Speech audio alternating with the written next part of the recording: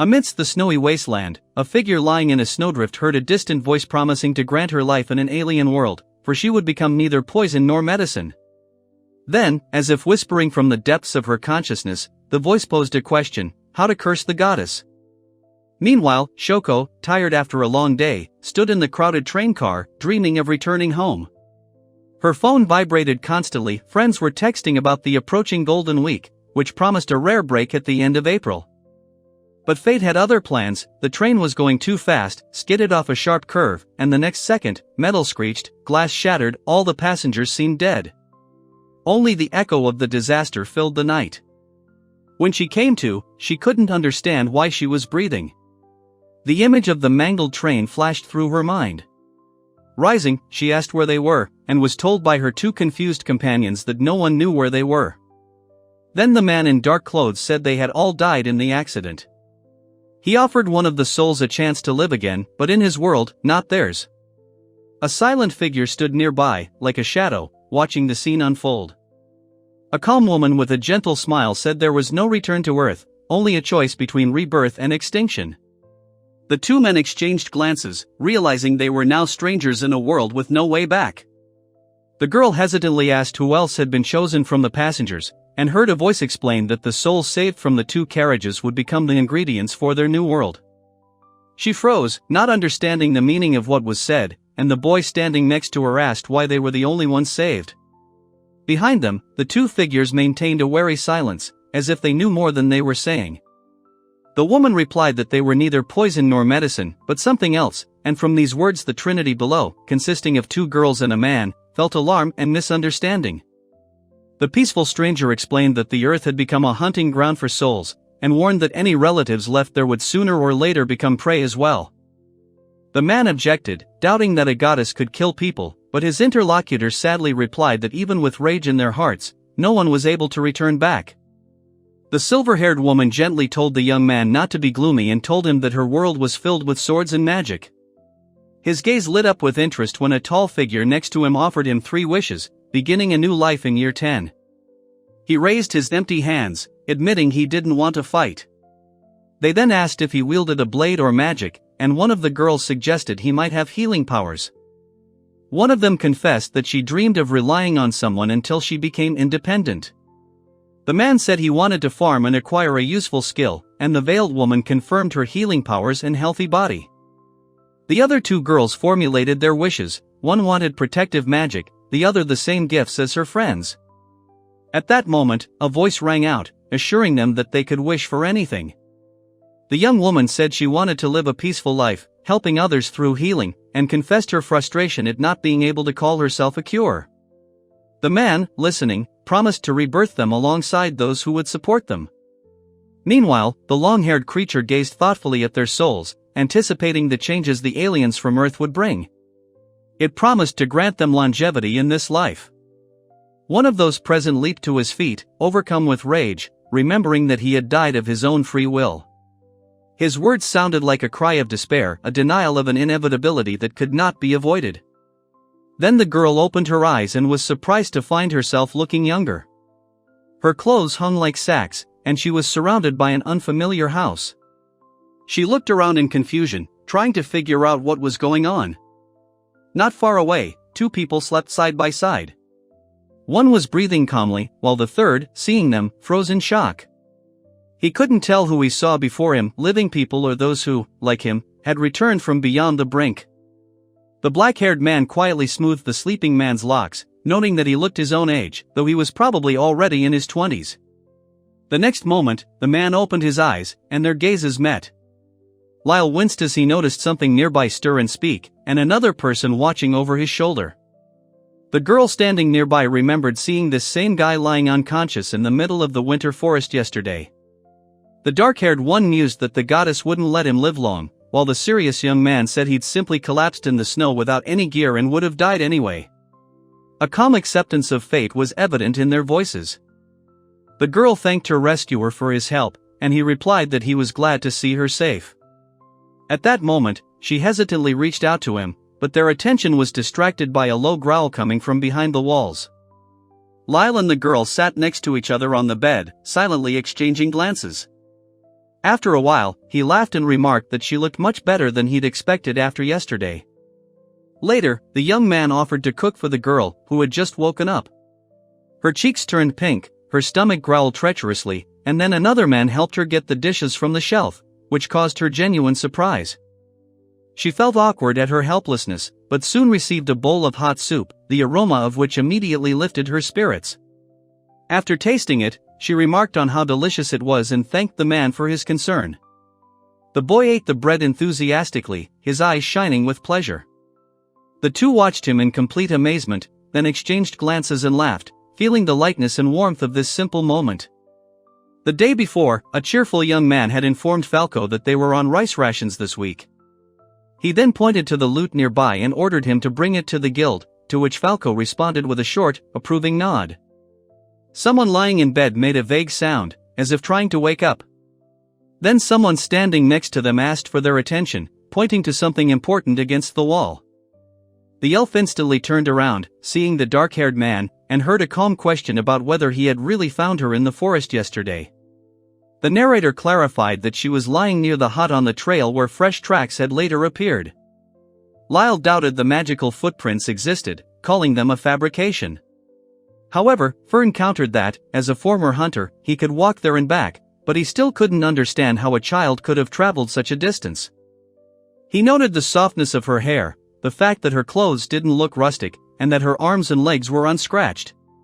When he received a sharp rebuke not to touch her, he slapped his interlocutor on the head, apologizing after a brief pause. Later, Lyle lay staring at the ceiling, thinking about the missing girl, possibly connected to some dangerous plot. Fern stood nearby, agreeing to remain silent, but then clutched his head in frustration, disbelieving what was happening. Then Lyle firmly declared that he would raise the girl himself, despite objections about the inappropriateness of a bachelor and a child living under the same roof. He decided to train her in swordsmanship so that within 10 years she would become a huntress and be able to live independently. He examined her palm carefully, noting that it was too smooth for someone skilled in labor. He then frowned and warned everyone not to touch it again. He then said he had found her himself and that she was now under his protection. The man added that swords were necessary for survival, and weakness was a luxury one could not afford. With these words, he vowed to raise her personally. Falcon looked a little confused, but after a moment's thought, he suggested leaving the decision up to the girl herself, noting that forced decisions rarely brought good. Later, Falcon introduced himself as a demon hunting specialist, and Leon, the guild's food delivery man, sat at the table next to him. Their conversation gradually shifted to the day's affairs. At the same table, 3 people discussed Shoko's name. One awkwardly admitted it was his, while the other 2 reacted differently, with surprise and acceptance. The girl eased the tension by declaring that from now on it would be just Sho. The young man asked the girl about her fainting spell in the wintry mountains, where a demon was rumored to dwell. He then calmly explained that she had 3 paths to choose from, causing her to consider the future with apprehension and caution. After a brief pause, he outlined his plan: first go to a church that cares for orphans, then find a foster family, and finally, stay with him. His voice was confident, but there was a hint of doubt beneath it. The girl glanced furtively at the boy sitting across from her, wondering if he was the guardian she'd dreamed of. He responded with a short, hesitant maybe, as if he himself wasn't sure what to do. Then Lyle smiled and said that with his sword she could become stronger. However, the girl calmly retorted that she had no need for strength, which threw him off his tune. He laughed, kicking his chair back, and someone asked if he still intended to give up fencing lessons. The girl's reaction surprised him, and Yuna wondered how he planned to become independent without it. The girl quietly admitted that she wanted to study healing, to which the boy asked in surprise whether she had received the healing aptitude during the testing ceremony, since the others had already gone through it 7 times. Then she explained that this ritual tests magical abilities, and both young men looked at each other in bewilderment, one asking whether everyone was capable of using magic at all. Lyle asked if she knew how to cast spells and handle everyday tasks. She sheepishly admitted she'd never used magic and didn't know how to begin, causing the men to exchange dubious glances. The girl sighed heavily and showed them the restroom, then curiously noticed a glowing stone on the wall. She carefully touched it, wondering how magic was used even in such places. When the water suddenly washed away, she cried out in surprise, seeing her palm glow faintly. Then she realized she had somehow caused this effect, and a feeling of wonder filled her soul. Soon she ran into the room with a joyful cry, announcing that she had just performed magic. The two men exchanged glances and decided to consult their mentors, as she clearly had a gift for healing. One of them remarked that church was the best place to develop her abilities. He asked if she would mind going there, and the girl readily agreed, saying she would be coming from Falcon. The boy sitting next to her sheepishly declared he didn't mind, which surprised her. She asked if he was joking, and another boy, barely suppressing his laughter, repeated the first man's words out loud. Then the girl confidently decided that the one who rescued her from the snow would become her guardian. She was certain such a person couldn't be bad, and behind her, two men whispered that the goddess herself had apparently been preparing this mentor. A week after being reborn in a new world, Sho, clutching his spear, prepared to fight a weak second-level slime. He thought today would be the perfect day to prove his strength. Lena, sitting by a small pond, joyfully counted off her 30th slug, but then wondered why she was doing all this. Her thoughts wandered between fatigue and her usual excitement.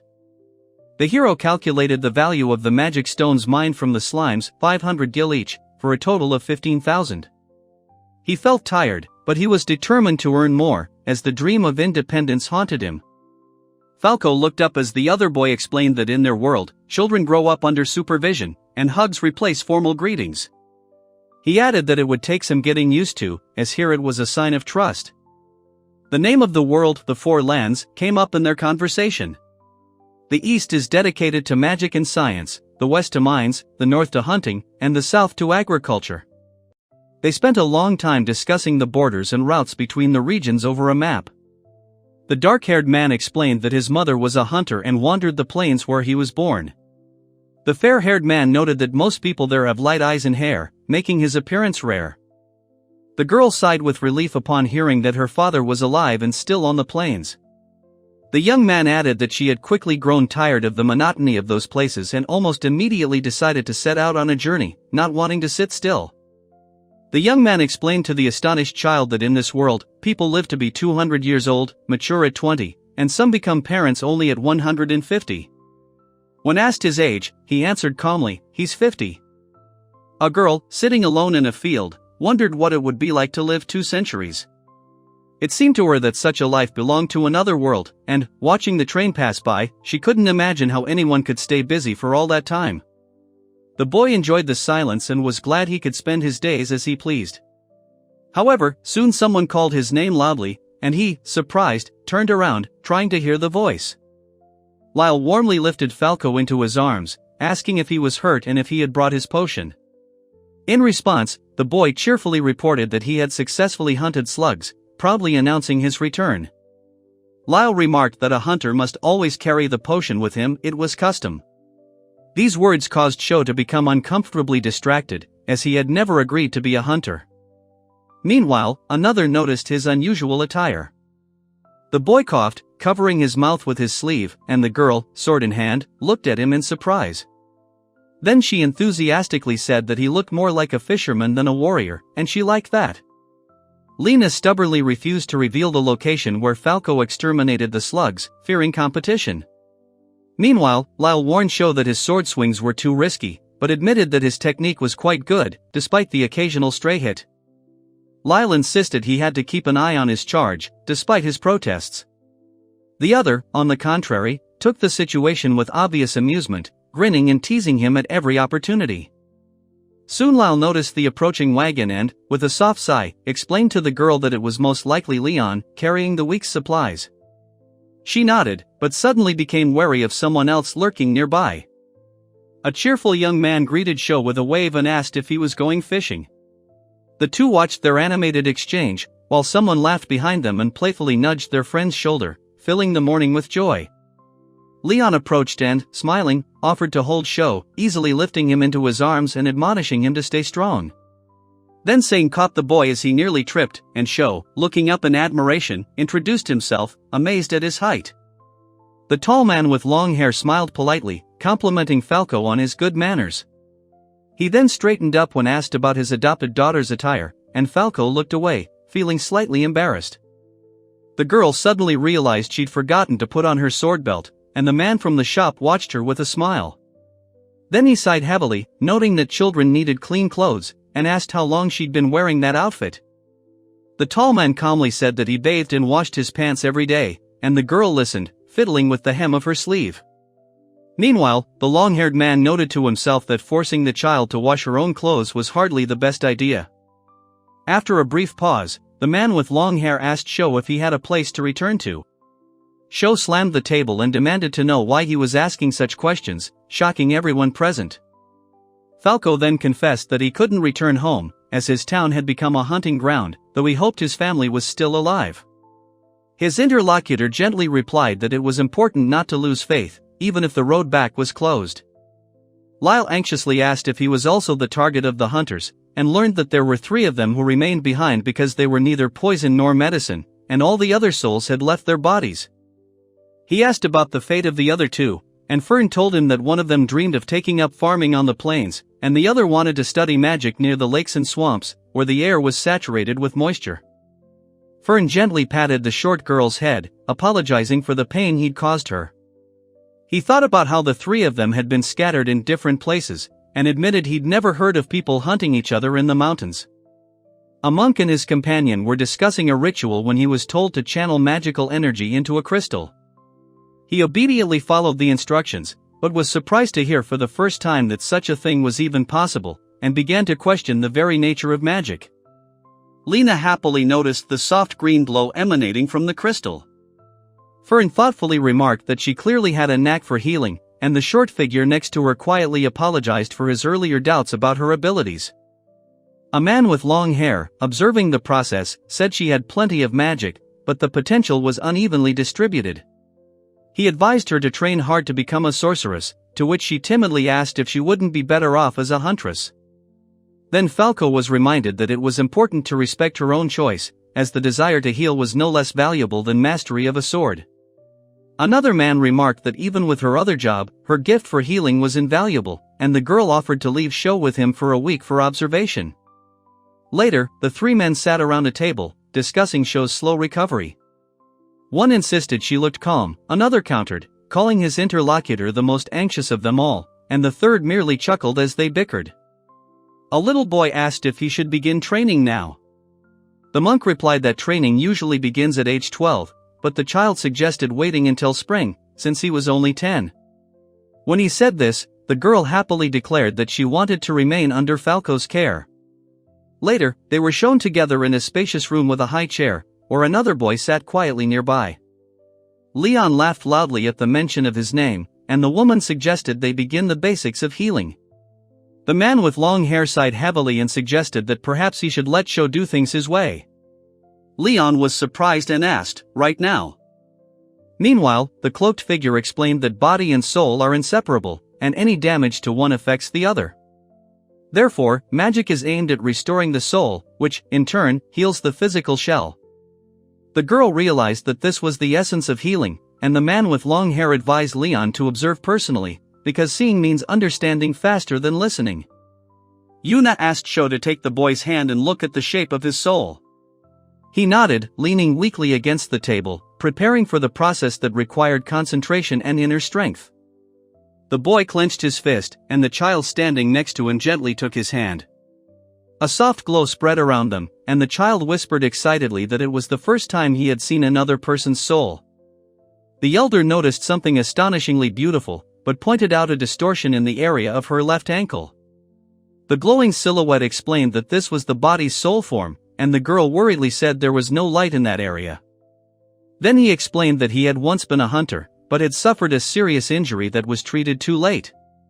His leg had healed externally, but his soul remained damaged, never regaining its former appearance. The silver-haired mage noted that healing wasn't omnipotent, as the soul could forget the form of the lost body part. Hearing this, the dark-haired youth clenched his fist tightly, determined to help the one who had suffered for so long. The girl asked Leon if she could try to fix it. He calmly assured her it wouldn't get any worse, while another student nearby repeated in surprise that the soul forgets its own structure. Lyle clenched his fist, and Fern nodded in agreement. He then suggested using the mirror method, copying the position of the right foot if the soul had forgotten the left, and demonstrated this on himself. One of the students focused on restoring the soul's form, trying to recreate the outline of the lost part by analogy with the other. He carefully directed the energy, wondering if the spirit was capable of remembering its former form.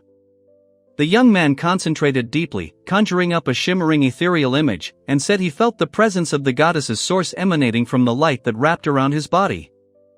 Then Lyle eagerly asked how he felt. Sho smiled softly and replied that the warmth of his magic was enveloping him and the pain was fading. He truly felt better now. Falco suddenly collapsed to the ground, causing his two companions to cry out in alarm. The girl thanked them quietly, while one tried to restrain Falco from making any sudden movements, reminding him not to act rashly after an unexpected use of magic. Two men were riding in a carriage, discussing the shortage of healers. One noted with relief that Sho possessed the necessary talent, after which Lion suddenly heard an order to exit the carriage and asked in surprise why. Lyle noticed his leg moving freely and, surprised, wondered if he'd been healed. Fern carefully examined the injured area and sternly ordered him not to spread the word about the unusual healing method. Leon enthusiastically declared that he would be able to hunt again, and his voice held hope not only for himself but for others as well. The second man cautiously inquired whether the Sho family was the target of the hunt and advised Leon to remain unnoticed until spring. He quietly confessed that he dreamed of returning to hunting again one day, and the sleeping child next to him whispered words of gratitude to the monk for Sho's recovery, as if even in his sleep he remembered her kindness. After recently exterminating the slugs, the girl happily gathered herbs, quickly filling her basket even though she'd only covered a small area of the field. Her movements were confident and dexterous, as if she'd done this many times before. After the ceremony, she began learning the basics of healing. A tall man with long hair taught her to gather herbs in the forest, explaining that they grew in unusually large quantities in these parts. Lena explained that a bag of collected herbs costs only 500 gil, less than hunting slugs.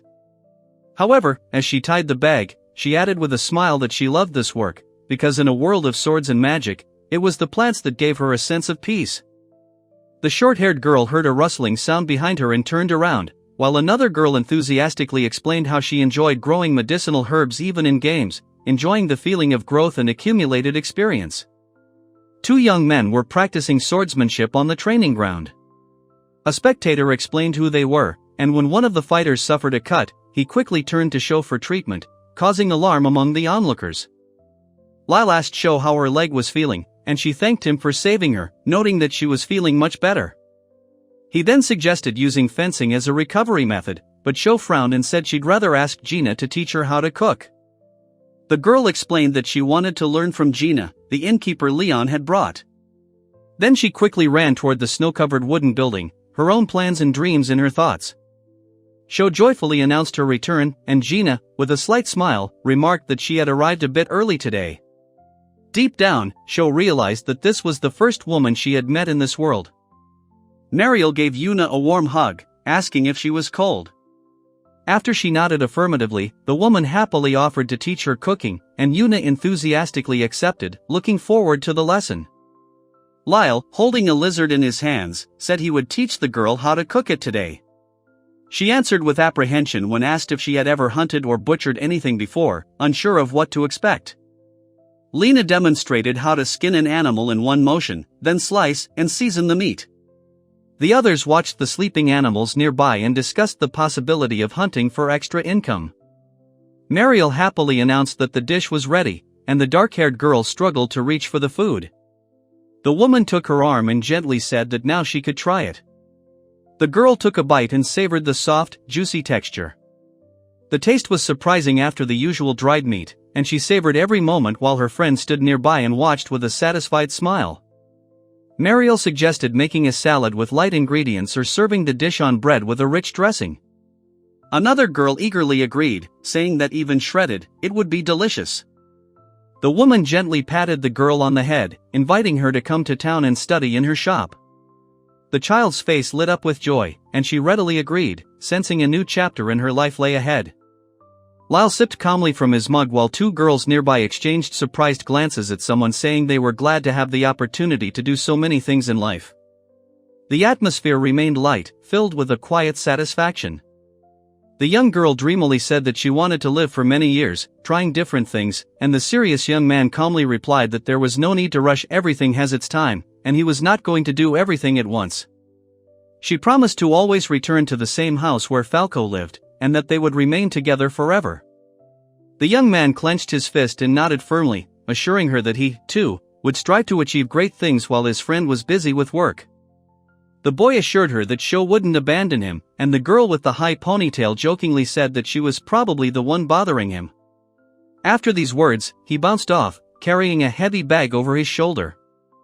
The man watched the child before him, reflecting on how strong their bond was and how touchingly they interacted. He sighed, noting that even adults retained the scars of childhood, and no potion could heal the soul.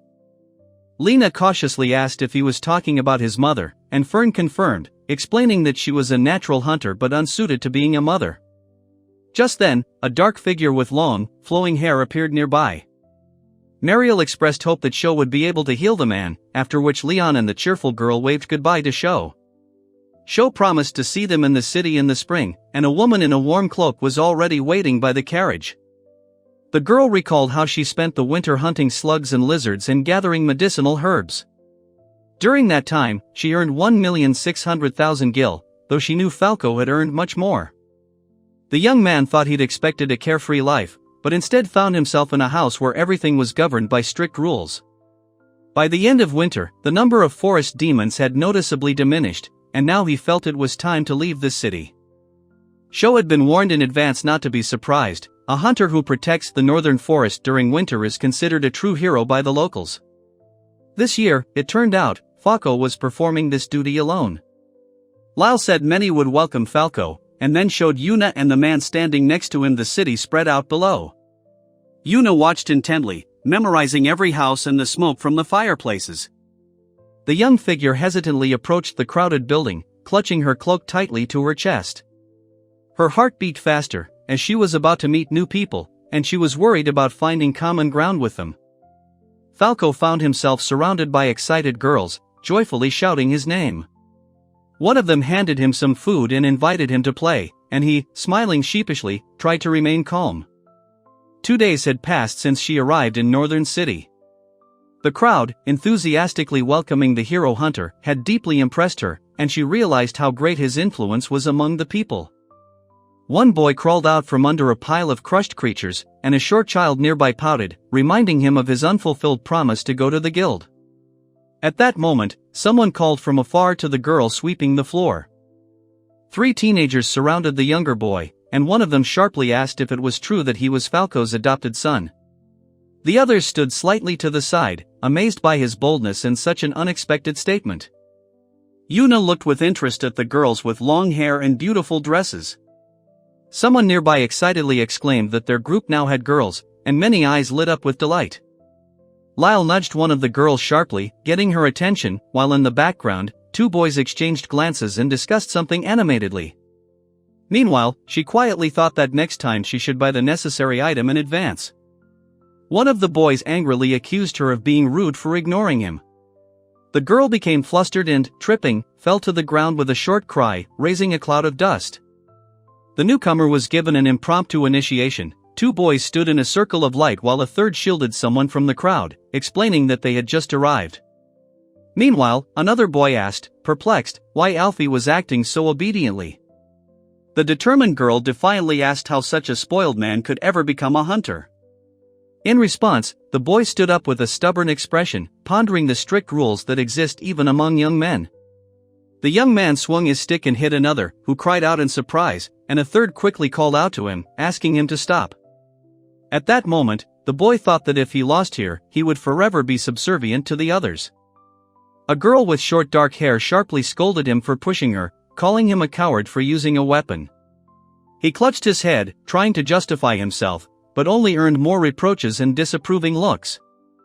The 2 boys awkwardly exchanged words of agreement, and a girl standing nearby confirmed that one of them was right. At that moment, the group noticed the figure of a girl with a long pole standing a little distance away, watching them intently. The girl with long black hair let out a sharp cry of surprise when 3 cheerful boys enthusiastically praised her dexterity and expressed their joy at meeting her, filling the street with friendly laughter and noise. Lyle supported the idea with a smile, and Yuna said that she was glad to see how someone finally taught the bully Kane a lesson, offering to befriend Sho, who stood nearby and nodded a little shyly. Lyle awkwardly apologized for his abruptness, then offered to show the girls around and play a little together. One of them happily agreed and thanked him, visibly perking up. The out-of-breath boy, holding the girl's hand tightly, said it was time for them to leave, as he and Sho had business at the guild.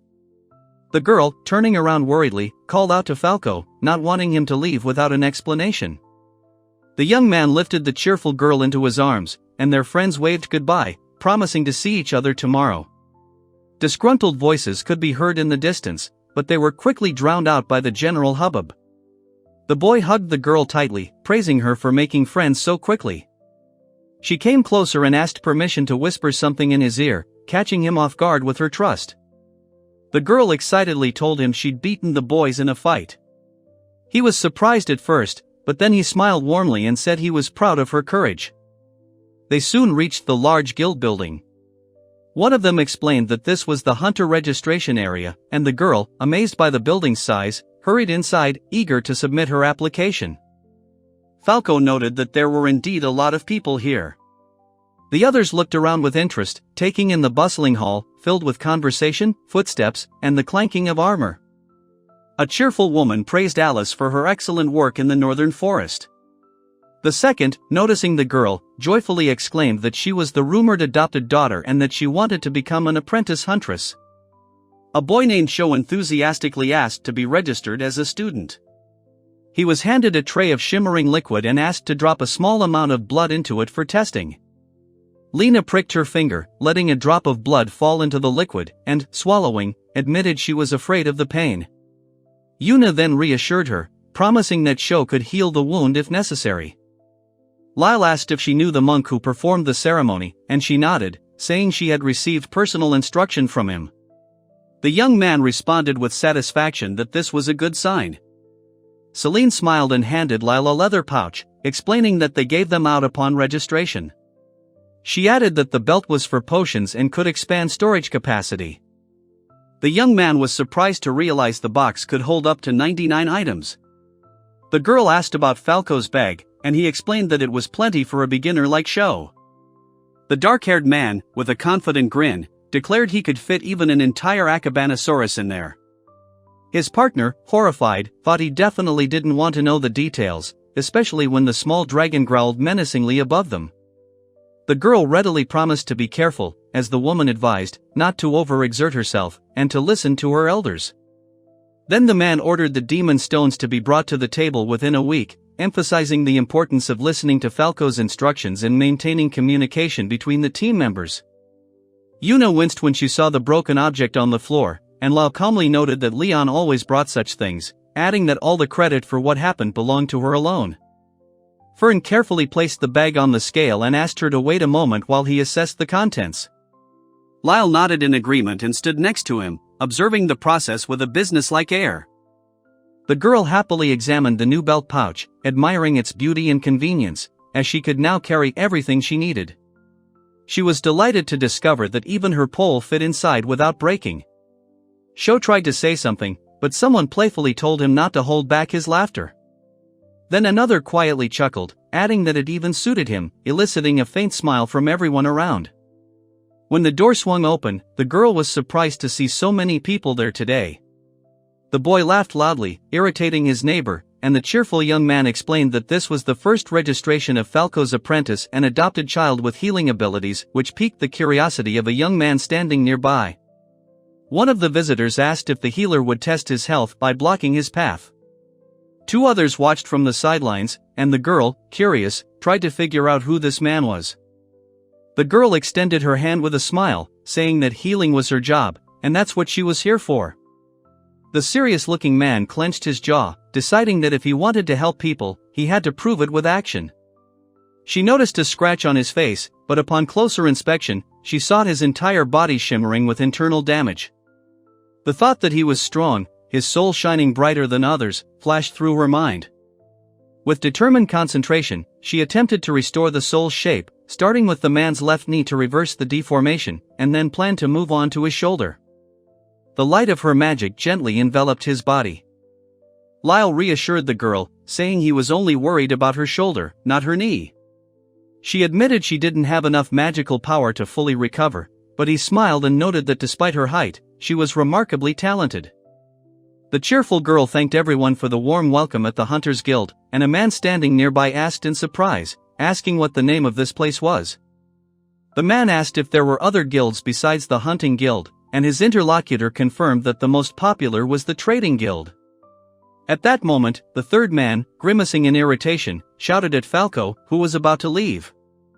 Lyle was talking to a friend about the healer's skill, noting how skillfully she'd performed the treatment. The other man, smiling, said he didn't believe his knee would recover after 30 years, but there was a hint of envy in his voice. Leon offered to talk and, noticing the man trying to bend his leg, asked him to try again. The man swayed, admitted he still couldn't, and barely managed to stay on his feet. Gaius quietly asked her not to tell him that it was Sho who had healed him, explaining that he didn't want her to be embarrassed, as she had previously helped with his ankle. The listener was astonished and didn't immediately believe what he heard. After being advised to see a monk to have his wound examined, the gray-haired man was surprised to realize he could stand in line again. Two people nearby exchanged glances, discussing the incident with noticeable admiration. At the temple entrance, Fern greeted Sho, noticing her frown. She shook her head, saying it was fine. Then he handed her a cloth and announced that today he would begin explaining the practice of healing. The girl showed a long piece of cloth, explaining that anyone can receive treatment for free, and the flag is raised when help is needed. She added that healers receive no reward, and donations go solely to the needs of the church. She explained that potions and magical healing produce the same results, only the latter took time. Comparing it to an ambulance, which should only be used when necessary, she made him consider the importance of moderation and responsibility. Leon looked tired, but there was relief in his eyes. The girl joyfully called his name, and a man standing next to him reminded Sho that she had already completed the Hunters Guild mission and could rest a bit. The girl explained that Gaius's knee had been injured 30 years ago, and no magic could heal such a wound. She then admitted that she had indeed restored his leg, but had kept it a secret to avoid unnecessary rumors and panic. The man with long hair was musing that if you reverse one side of a symmetrical object, you can instantly enhance the healing effect. Meanwhile, Sho stood silently nearby, listening intently and trying to understand his words. Fern firmly stated that such a power must be kept secret, and only a few should know about it. He added that he didn't want it to become known prematurely, otherwise there would be serious consequences. The man gently stroked the girl's hair, reminding her not to use such abilities in public. He then offered to teach her conventional healing techniques and invited her to join the guild's junior group of apprentices. Sho lay quietly in bed, breathing evenly, until someone gently woke her, suggesting she go outside and exercise a little when she felt stronger. She nodded sleepily and quietly agreed. As the morning began, the boy rubbed his sleepy eyes and said the day began with sword training. It seemed like a monotonous exercise to him, but nearby, a man was helping a small child prepare for the lesson. Lena practiced her techniques with a wooden staff, breathing heavily from fatigue, and Lyle, standing next to her with his arms crossed, watched her and noted with approval that her technique had noticeably improved. Lena cheerfully suggested that Sho take care of breakfast while he practiced under Fern's guidance. Then, Lena and another girl began cooking at Gina's inn, where she was temporarily staying, helping with the housework. After breakfast, the silver-haired girl explained that she studies in the mornings and then practices healing under the guidance of a monk. In the background, several students joyfully raised their hands, eager to join the lesson. The story noted that all the city's residents live long lives and grow up here, so this place is considered home. The man told Sho that they would stay here for a long time and invited him to consider this city his home. At breakfast, the young man wondered aloud where his true home was. Then the girl slammed the table and angrily declared that his home was right here, among those nearby. She sighed wearily, crossing her arms, and he admitted that Gaius, Leon, and even the monk had helped him greatly. The girl softened slightly and said she felt the same way, as if they had all become one family. The girl with the ponytail slyly asked if the others wanted to hear the story of Falco's antics. The two at the table perked up and immediately agreed, deciding a short break wouldn't hurt. Falco hurriedly carried Shou on his back while she called his name. He told her it was time for bed, and nearby, a woman with a ponytail thoughtfully remarked that perhaps it was for the best, hearing someone address Gina at the next table. The two men whispered about a love story, wondering if they should tell him that Layla and her new lover had gone to the city of lakes and swamps. A woman nearby leaned closer and curiously asked him to continue the story. The tall man made sure everyone was present and suggested dividing into teams by gender. He then called Shou over, surprising her, and firmly declared that she would be in his group. Soon the group lined up on the field, where someone announced they were now a 5-person team. Everyone was surprised, as there were already 5 participants, and one of them gloomily thought he'd been placed on the boys' team. Shou clenched his fists in frustration, blaming the clothes Leon had given him. At that moment, Leon himself approached and asked with a smile how good he was at hunting slugs, to which Shou modestly replied that he was trying. Lyle excitedly suggested exploring the rocky area, causing the others' eyes to light up with anticipation. One of the participants, confused by the excitement, looked around in confusion, trying to keep up with the others. The girl noticed a group of women picking herbs by the roadside and learned that today was their picking day. Watching from afar, she decided to pick some herbs on her way back, so as not to return empty-handed. Lyle warned everyone to be careful, as slimes were common near the town. Yuna marveled at how low the clouds were and how close the sky was. Lyle then explained that the town held a star festival in the summer on the longest day of the year. Standing under the glowing lantern, the girl reflected that during the holiday the whole city lights lamps, prolonging the evening, as if the stars from the heavens returned to earth to shine for people. The girl with short dark hair spoke enthusiastically about the upcoming holiday, admiring its beauty, and added that she would definitely go there with Falco. Lyle stepped forward with a determined expression and demanded that Shou show her what she'd learned training with the hero Falco. But 2 companions quickly warned her to forget about the festival. Slimes had appeared in the area. Suddenly, a horde of slugs emerged from the bushes, causing a commotion among the group. One of the boys panicked and asked who had brought them there, but the other replied that it was an accident and there was no stopping them. The 3 exhausted participants finally caught their breath after the intense battle. One admitted he was tired, the other remarked that they had managed to pull it off. Later, the 2 discussed the magical stones, admiring Shou's skill and their soft blue hue, despite the turbid energy within. The girl wondered if the slug's acid was causing the color, and the man with the sword explained that a double strike would interrupt their movement, after which he ordered her to finish off the creature herself to reinforce the skill. Lyle added that it was the acidic secretions that changed the stone's color, and Yuna, mesmerized, said the light was beautiful. At that moment, Fern enthusiastically struck the ground and held up a glowing crystal. Lyle received praise for obtaining a high-quality magic stone, smiled gratefully, and agreed when asked if others could hunt like him. Then Lyle gathered everyone together and suggested they search for sticks similar to Shou's pole. The others readily responded, and someone noted to themselves that behind Lyle's gruff demeanor lay a trustworthy and cautious leader. The cheerful girl suddenly told the stunned boy that he looked cool. He froze, thinking about Alfie being the oldest and Kane being the leader, and for a moment he was at a loss for words. Lyle, blushing, suggested they all go collect sticks, and he and the girl laughed. Nearby, 3 boys joyfully accepted magic stones and pocket money from a surprised woman, beaming with happiness. Over time, the narrator grew closer to Aura and the other girls, watching her gather plants to dye fabrics. She enjoyed helping and feeling part of their small community. The narrative noted that the heroine had become accustomed to city life and the people around her, not forgetting to practice healing daily. After the hunt, she planned to stop by the church for a healer to check on her condition. The girl enthusiastically explained that even as an apprentice, she could meet many hunters and that training was incredibly inspiring. The young man listened attentively and mentioned an ancient custom in a northern city, where everything began with a similar training.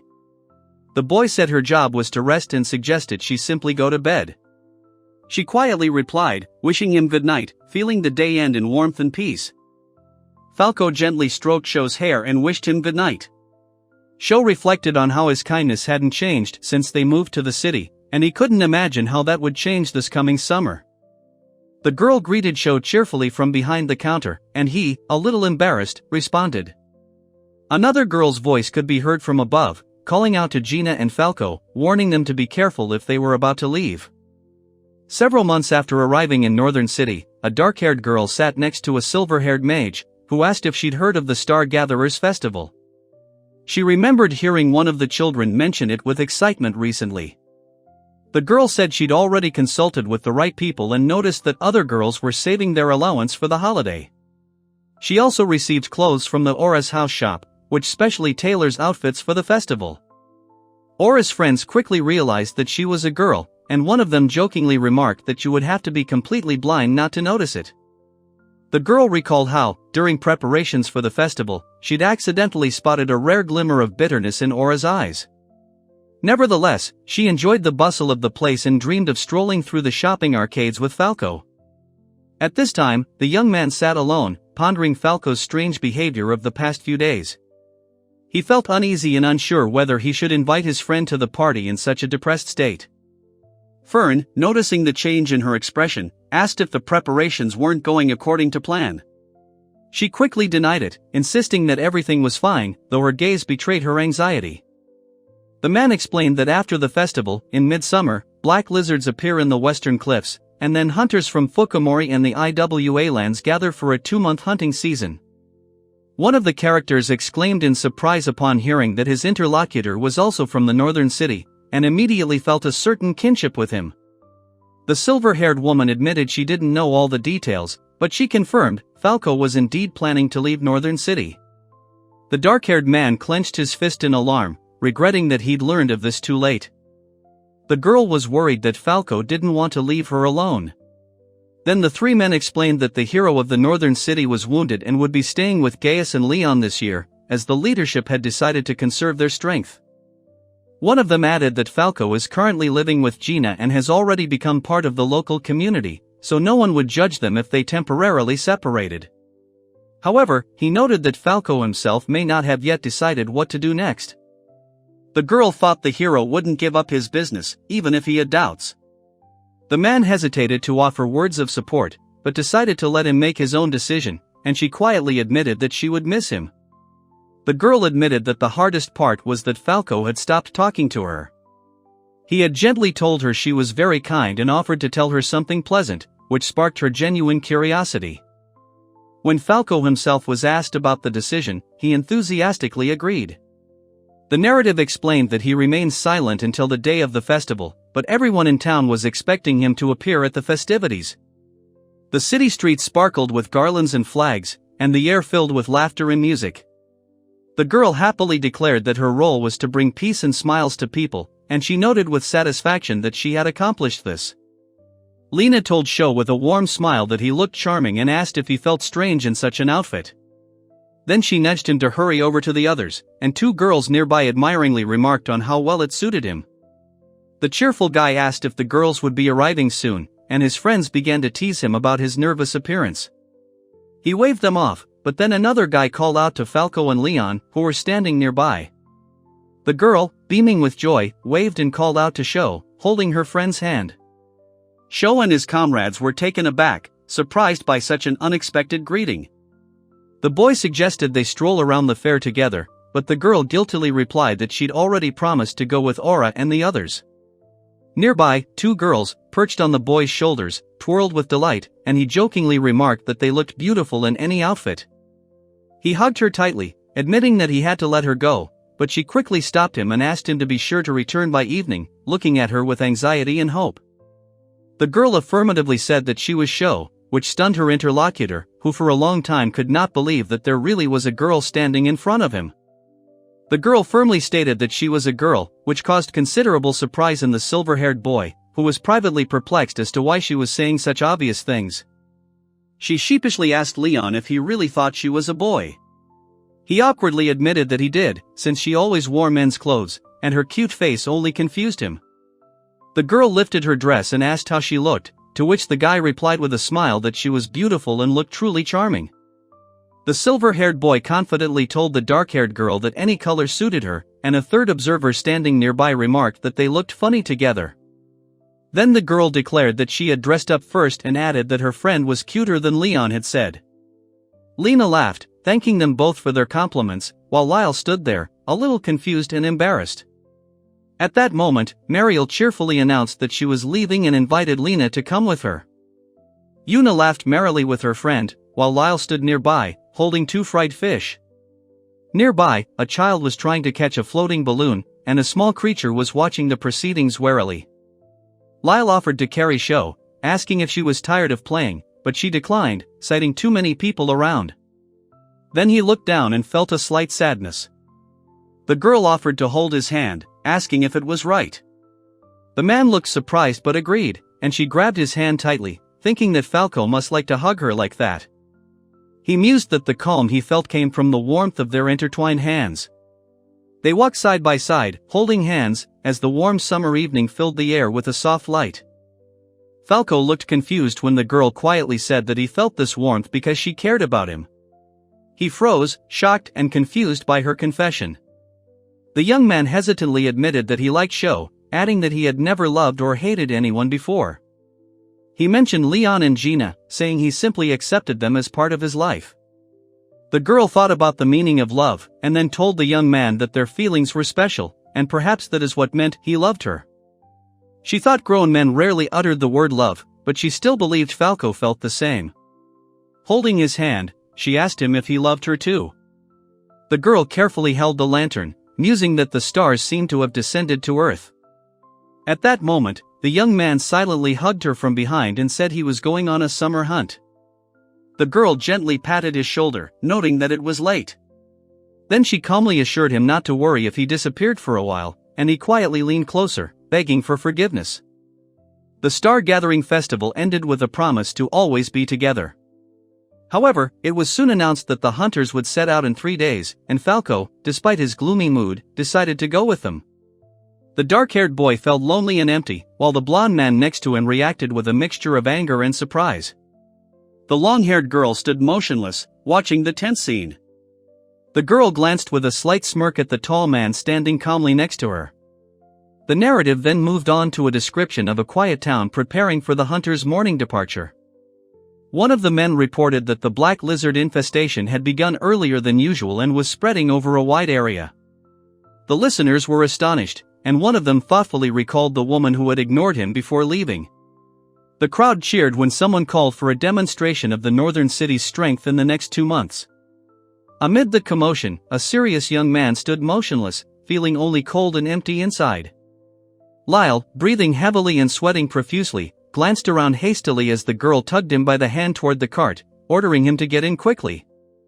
Someone behind him shouted loudly, wishing him luck and reminding him to be careful on the road. Lyle turned around abruptly, surprised to hear someone mention Sho, but Fern corrected him, explaining that they were talking about the healing group that was now accepting students.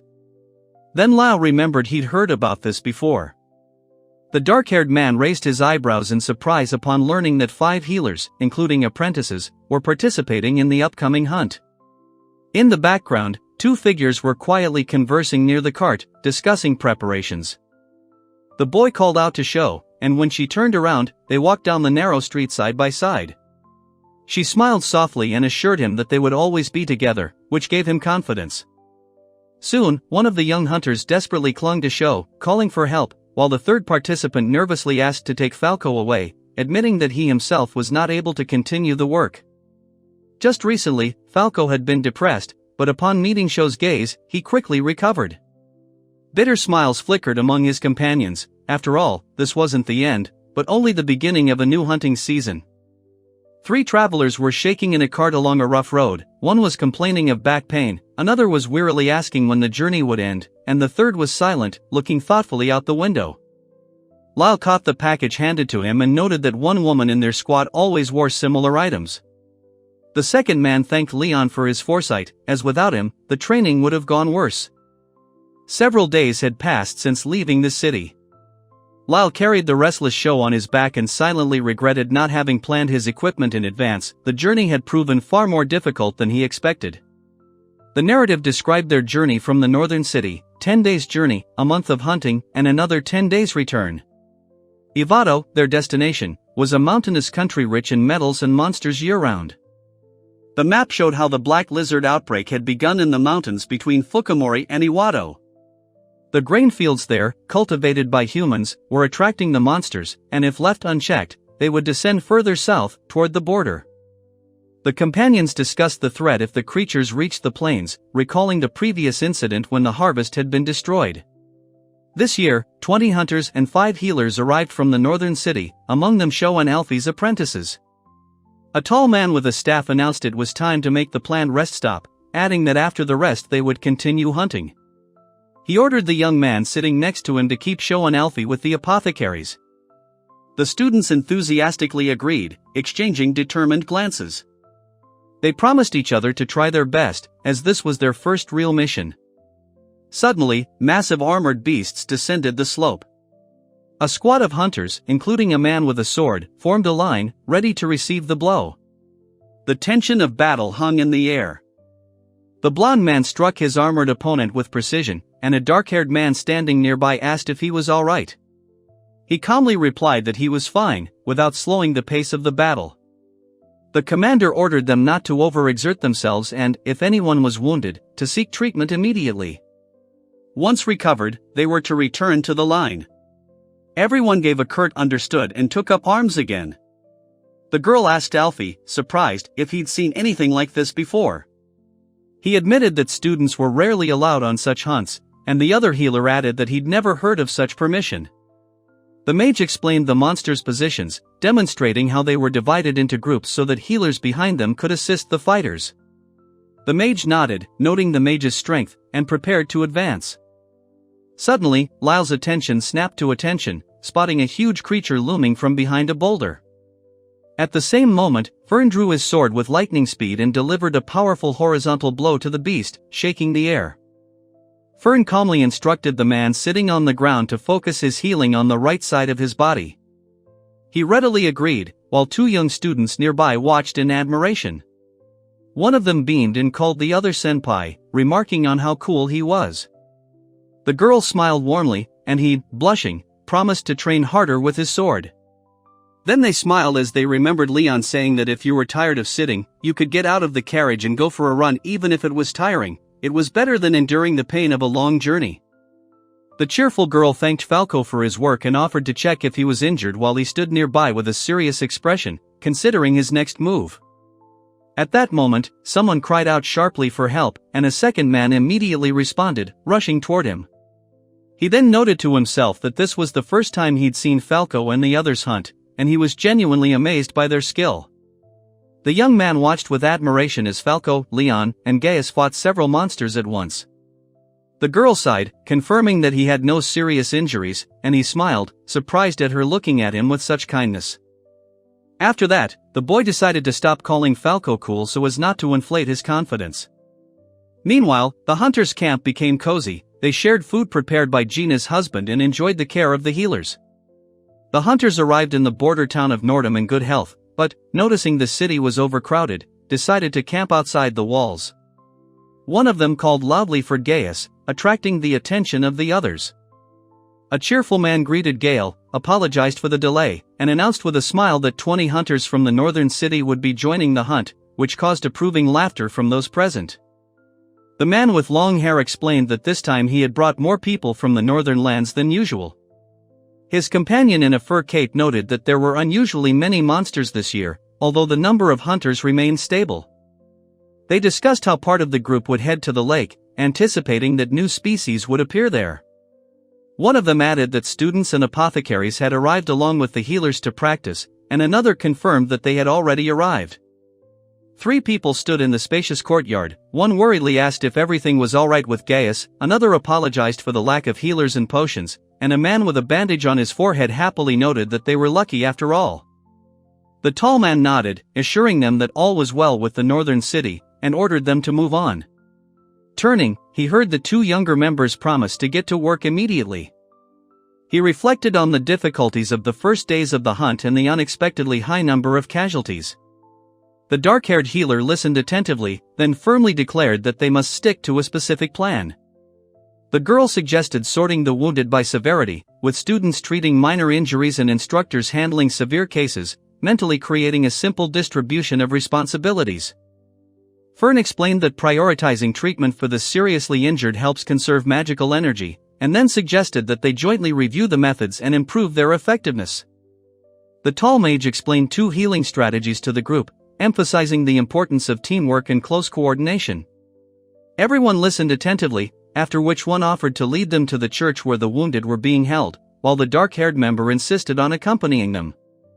A serious man turned to Falco, who stood in a cloak near the exit, and ordered the 2 young healers to keep an eye not only on Sho but on the others as well. Falco briefly agreed and stepped forward. 2 men led the group down the road, explaining that a church lay ahead. The others followed silently behind them, entering a spacious building where the wounded sat in the dim light, awaiting help. The young man coughed heavily, trying to stay on his feet, and Yuna and Lao noticed how crowded the room was. Then the tall mage quickly decided they would employ the second treatment strategy. People whispered anxiously as 3 figures entered the door, and someone whispered of the Black Wolf's arrival. A girl watching from the sidelines looked at the commotion with bewilderment, unable to understand the source of the commotion. The girl joyfully uttered Falco's name, mentioning both his nicknames, while the serious-looking man in the cloak silently walked away. Someone nearby remarked that they were healers from the northern city, and the girl was immediately reprimanded that now was not the time for enthusiasm. A tall man with long hair announced that they were beginning treatment and asked those who could stand to line up. 2 people standing nearby responded enthusiastically, but another participant politely interrupted, reminding them of the order. Sho, being a healer apprentice, smiled welcomingly and offered to examine the wound, and Alfie, standing nearby in the dark corridor, introduced himself with a gentle gesture, showing calm and confidence. A tense group of wounded children stood before them. 2 men doubted the student's abilities, but one of the children hesitantly asked for help, and a kind hand reached out to him. Fern carefully examined the slight injury on his right shoulder, explaining that it was almost healed but still needed time. After that, he ordered a potion and began treating the bruises on his leg and back. Lal checked the patient's trembling arm and noted that the wound had healed, but the muscles were weak from lack of nutrition. Fern asked if he was eating properly, and the other man explained that the hunter was working independently and not part of their team. Lal noticed the empty plates and realized there was no food left.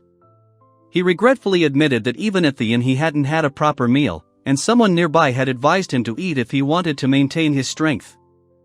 He reflected that the summer hunt had attracted too many visitors, and provisions from the plains had still not arrived. The realization of the shortage of medicinal herbs filled him with anxiety and weary restlessness. The dark-haired healer warned the blonde to eat more and not exhaust himself. He nodded calmly, assuring him he understood and would not ignore the advice. The girl quietly whispered something confidential to the boy, and the scene shifted to a wooden hut, where someone was inviting him to the northern city camp for dinner, promising plenty of meat. The boy hesitated, unsure whether to go. Fern sternly advised the 2 hunters not to delay their visit to the healers, even at night, to avoid further fatigue and injuries. One of them thanked them, adding that this advice would truly help Doshi-sama. Lena squeezed someone's hand gratefully, and the man smiled and admitted he was tired and needed rest, something no potion could replace. A calm warmth hung in the air. The young man felt a slight warmth radiating from her magic and looked at the girl with genuine gratitude. A conversation could be heard off to the side, someone discussing why there were so few healers in the city and why so many of them were forced to work part-time. The young man reflected quietly, acknowledging that this year had been particularly difficult. Nearby, 2 companions, one curled up in a ball, the other sprawled on the floor, dozed, exhausted from long shifts.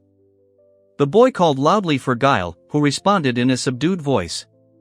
The 2 men discussed the alarming situation. The healers were exhausted, the hunters were wounded, and food and herbal supplies were running low, which only worsened the situation.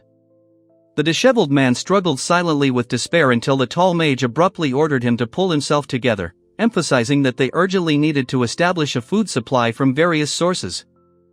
The woman suggested sending the junior hunters to gather herbs in small groups to make things safer. She also reminded them to distribute the healers' shifts and give them a rest, even if it took a few days. One of the long-haired students asked his senpai if they really had to eat those black lizards they hunted. His partner's eyes widened in surprise, not believing he was being serious. The elder calmly explained that there was no need to wait for supplies from the plains. If provisions were delayed, they could obtain black lizard meat right here in Nordum. The two men discussed how to wisely distribute their lizard supplies until the merchant returned. They decided to reduce the quantities sent to the inns to avoid shortages, as some customers were clearly not getting enough. They watched as a huge black lizard moved beneath the rough fabric. One couldn't believe they were about to hunt such a monster, but the other confidently declared that they couldn't give in to experienced hunters and needed to get used to this feeling. On the way, they discussed their unusual method of healing. One admitted that he had trained to heal in the same way as Sho, and the other laughed and said that Alfie was still amazing, even though he was still a student like them. They walked down a narrow city street, and the girl wondered if her actions really seemed strange. The young man assured her he was simply doing as he'd been taught, and they raised their fists, promising to try equally hard. Lyle fist bumped his partner, encouraging him to work harder during the summer hunt, then caught a pleasant smell from the street and, squinting, compared it to old Gordo's cooking. The girl adjusted the blanket over the two sleeping figures, noting with satisfaction that everything was now neat. Then, looking at them with a touch of sadness, she thought it was time to leave, since those under the blanket had recently woken up. The story noted that the start of the summer hunt had been surprisingly calm, aided by the participation of hunters from the northern city. At this moment, someone was carefully tying a bow on a dress, preparing for the new day. A group of hunters stood on a snowy field. A voiceover explained that out of 200, only 20 possessed true mastery, and that this year, 3 heroes had reached the highest level. A black lizard hunt was in full swing in the city center. Adults were finishing off the creatures, and the apprentice explained that at 11 years old, he couldn't participate and was helping around the city. Alfie, who had reached 15, was now undergoing full-fledged healer training. The girls clung to Sho in fear when a slug appeared out of nowhere, and excitedly asked where the necessary herbs grew, since there were none nearby. The girl struggled to pull out the root, thinking about gathering herbs with the local children. She remarked on how different they were from the northern ones, while 2 boys boasted about having already killed more slugs. Lena asked if he could really protect them, and he confidently confirmed that he could, promising to hunt slugs while she collected herbs nearby. 2 boys were practicing swinging wooden swords. One was decisive, the other barely had time to react. Meanwhile, the girl was eating dinner off to the side, explaining that after collecting herbs and selling magic stones, she helped healers at the church. Later, he and Alfie were checking on the healing process, and Alfie mentioned that things would change when Sho grew up. They stood next to a tent outside the city, holding hands and silently enjoying the evening air. An argument broke out between the 2 men about the healer in the upcoming journey. One claimed they didn't need Leon, the other insisted he'd go with Sho. The conversation quickly descended into a heated argument. The girl, with a distrustful look, was sharply told not to talk nonsense, as it didn't suit her. 2 people sat nearby, holding hands, and one of them, smiling, remarked that even in her anger, she looked charming. One of the men thoughtfully recounted how he had worked for almost 20 years, starting at 50, becoming a hero and assembling a strong team, but everything had ended after he was seriously wounded. The narrator admitted that he had asked his comrades to remain silent, feeling like a burden. Pride prevented him from becoming merely an assistant in the unit, and he could not depend on his beloved, who served alongside him. One of the interlocutors reacted awkwardly, while the other calmly asked if Bianca was free after all, mentioning rumors that Leon had finally fallen in love with her. The dark-haired man quietly remarked that, in his opinion, it was his interlocutor who was to blame for the breakup. The fair-haired man sighed, recalling that her feelings had been superficial and she had shown little grief after the breakup. He reflected that their relationship would have ended anyway, even without the injuries. The dark-haired man admitted that he'd never had a serious relationship and didn't mind being clingy if he occasionally managed to meet someone who would share his loneliness. Someone rudely calls the serious young man a complete jerk, while another smirks and recalls that some women don't mind that sort of thing. A thought flashes through his mind: what if Sho had dated the hunter and he had simply dumped her? For a moment, the scene freezes in tension. One of the men is angry, swearing not to let anyone near the one who was important to him, and the other, holding the card in his hands, only smirks smugly. The young man reflects on how much the world has changed since Sho's arrival, rejoicing in every day he lives with her, even though she doesn't even realize how much he appreciates it. He asks if she now feels truly alive. The young man recalls how, at the age of 15, he was left alone in the northern city without his mother, without a younger group, apart from everyone, a stranger among those who lived in a community. He thought that even the cozy northern city would never become his home. In the frame, his hand reaches forward, as if trying to find something familiar in this world. A boy is surprised when a girl with short dark hair smiles and offers him her hand. They are shown walking down a crowded street, and for the first time, he feels like he's become part of this place. Sho recalls his first months in the city, when people looked at him not with respect, but with fear and anxiety. He admits to himself that he felt like a pathetic foster parent, not a hero. Gradually, he learned to help the villagers, mastering the role of an inexperienced mentor. Children begged him from afar to teach them fencing, and the girls promised to take care of him as they had Sho. A man, reflecting on his 50 years, notes that it was during this time that he learned to communicate with people. Now he dreams of becoming a hunter again, but as a new man, having rejected his former command. Two men share their thoughts on the changes. One mentions meeting Bianca, and the blonde man pensively remarks that perhaps Sho will now work with the young, not their generation. He says he can't cede this rare opportunity to those stronger than him, adding that in Northern City, only he and Gaius are like him. The other man notes that Gaius is 100 years old and jokes that there will definitely be no awkwardness with him. A confident man declares that he is passing the test, but, remembering how the girl looked at the Star Festival, he suddenly changes his mind and irritably says that she failed, although he had previously expected to see what she would become. The silver-haired man notes that Gaius is being teased like a girl, but the other replies that it shows decision anyway. He adds that the century-old age difference is no argument for him. The young man flushes, saying his interlocutor is no less ridiculous than Sho, and admits he doesn't want to leave the northern city.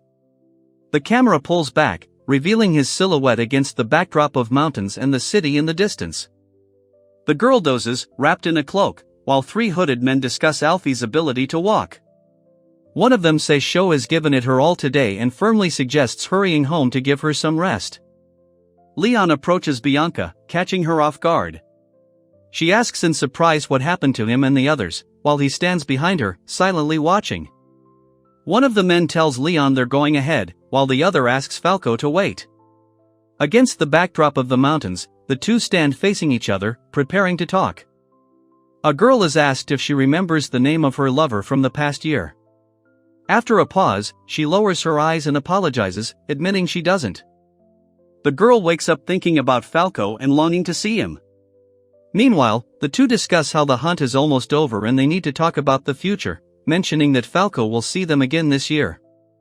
Sho falls asleep in Falco's arms. He quietly apologizes, saying that until she grows up, much between them is impossible, and asks that someone else try in his place. The young man quietly apologizes, then confesses to Bianca that he once had feelings for her, but will no longer return to his former unit. They stand next to the tent in the middle of a snowy field, the wind tugging at the edges of his cloak. The silver-haired healer insists that he won't allow anyone to get injured, especially Sayo. He asks that they only fight when it's just the two of them, mentioning that some are already exhausted from helping others. Leon declares he will form a new squad and advises the others to do the same. He adds that it's important to focus on the hunt and not take risks, and the others anxiously agree, recognizing the gravity of the situation. Three travelers walk through the city streets at dusk, their cloaks billowing behind them as they head toward the horizon. Later, two men in a tent embrace a small figure. One explains he acted not for them, but for Sayo, while the other quietly admits that it was Alfie who saved his life. Fern gently strokes someone's head and says that Sho briefly regained consciousness and seemed to be asking them to be kinder to others. The dark-haired listener remains silent, his gaze lowered. The young man asks where Sho is and is told that she and Alfie went to the city to use the money they earned for their studies to buy souvenirs for the children of the northern city before returning home. A girl notices a piece of jewelry with a green stone in a shop window and reacts enthusiastically to its shine, sitting next to a boy and an elderly man who watch her joy. Lena notices that Alfie wants to give Aura something special, and soon the two smiling characters exchange a small gift dedicated specifically to her. He silently thinks that Kane seems to harbor feelings for Aura and views him as a rival, but quickly dismisses the thought. After some thought, he decides to buy Aura a red jewelry piece, believing the color to be perfect for her.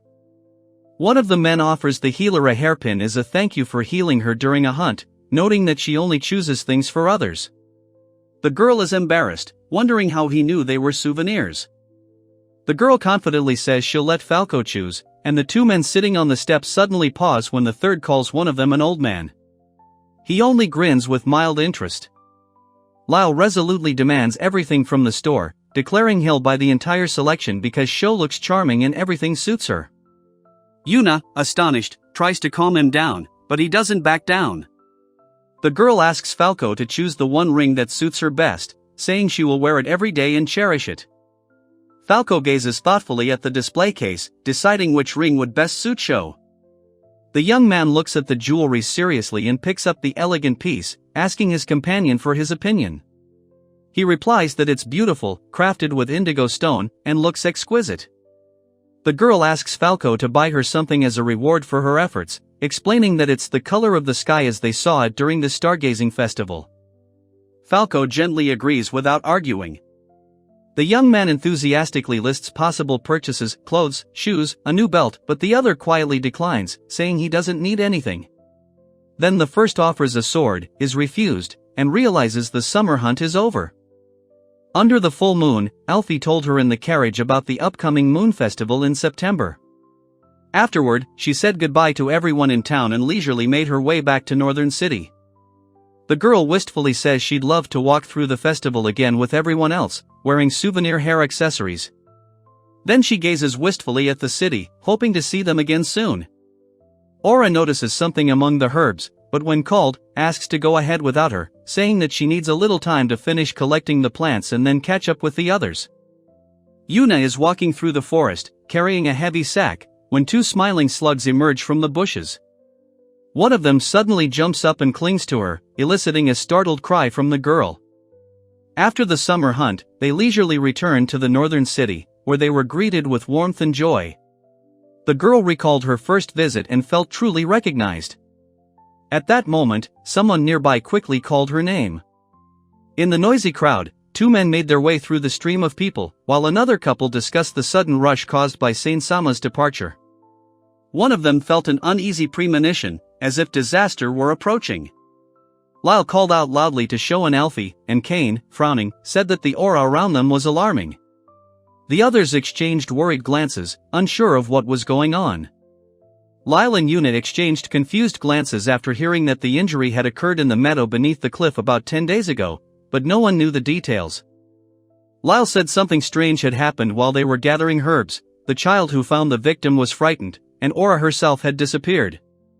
The parents were now afraid something similar might happen again. The two were angry that they hadn't met up with Kane and the others, but the tall man became wary when they asked about Aura, Alfie, and Sho, clearly worried about their condition. The boy panicked and called out that Aura's mother had arrived.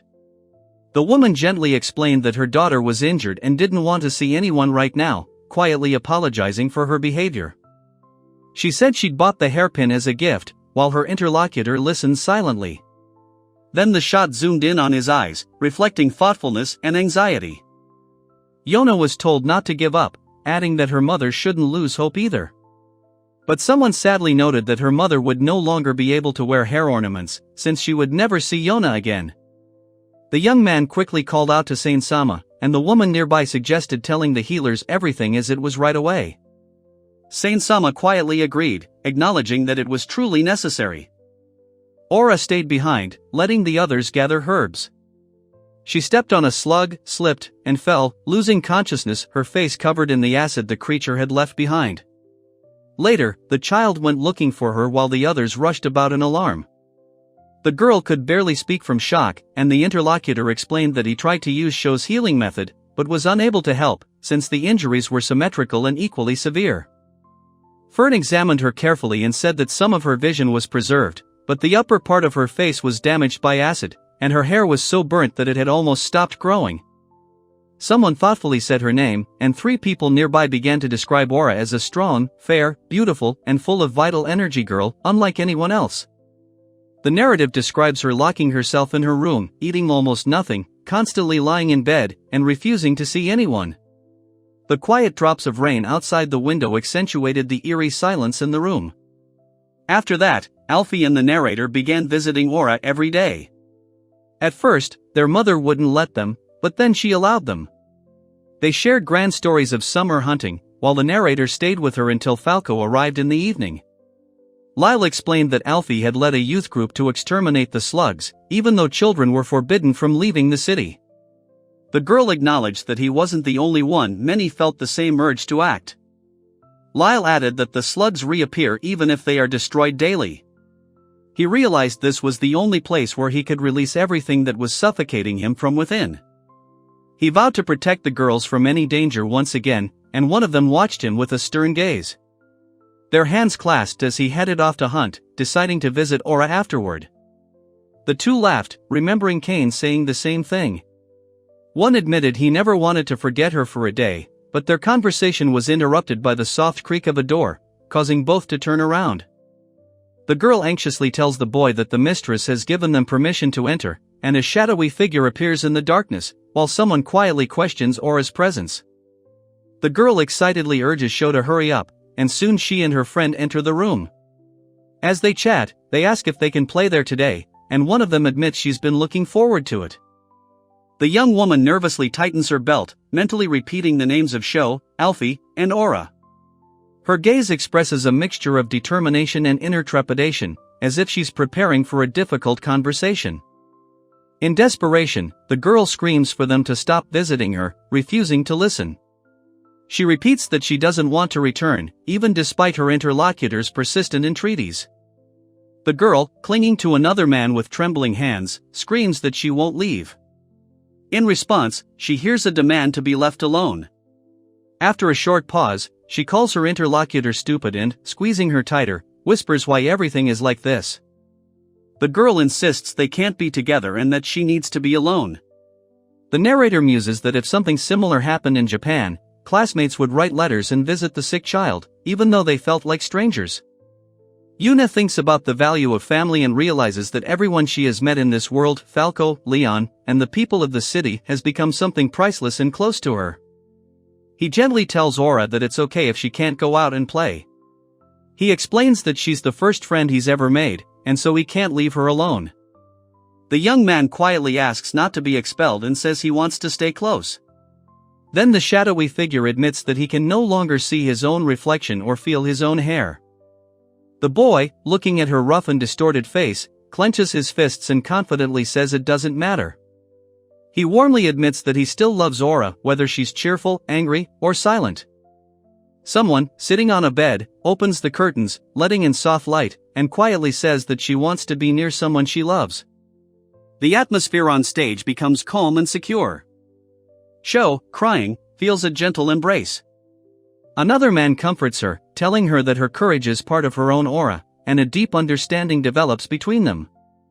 The man with the altered face explains that, despite the outward appearance, the inner aura remains the same. Two people nearby listen in amazement, stunned by this discovery.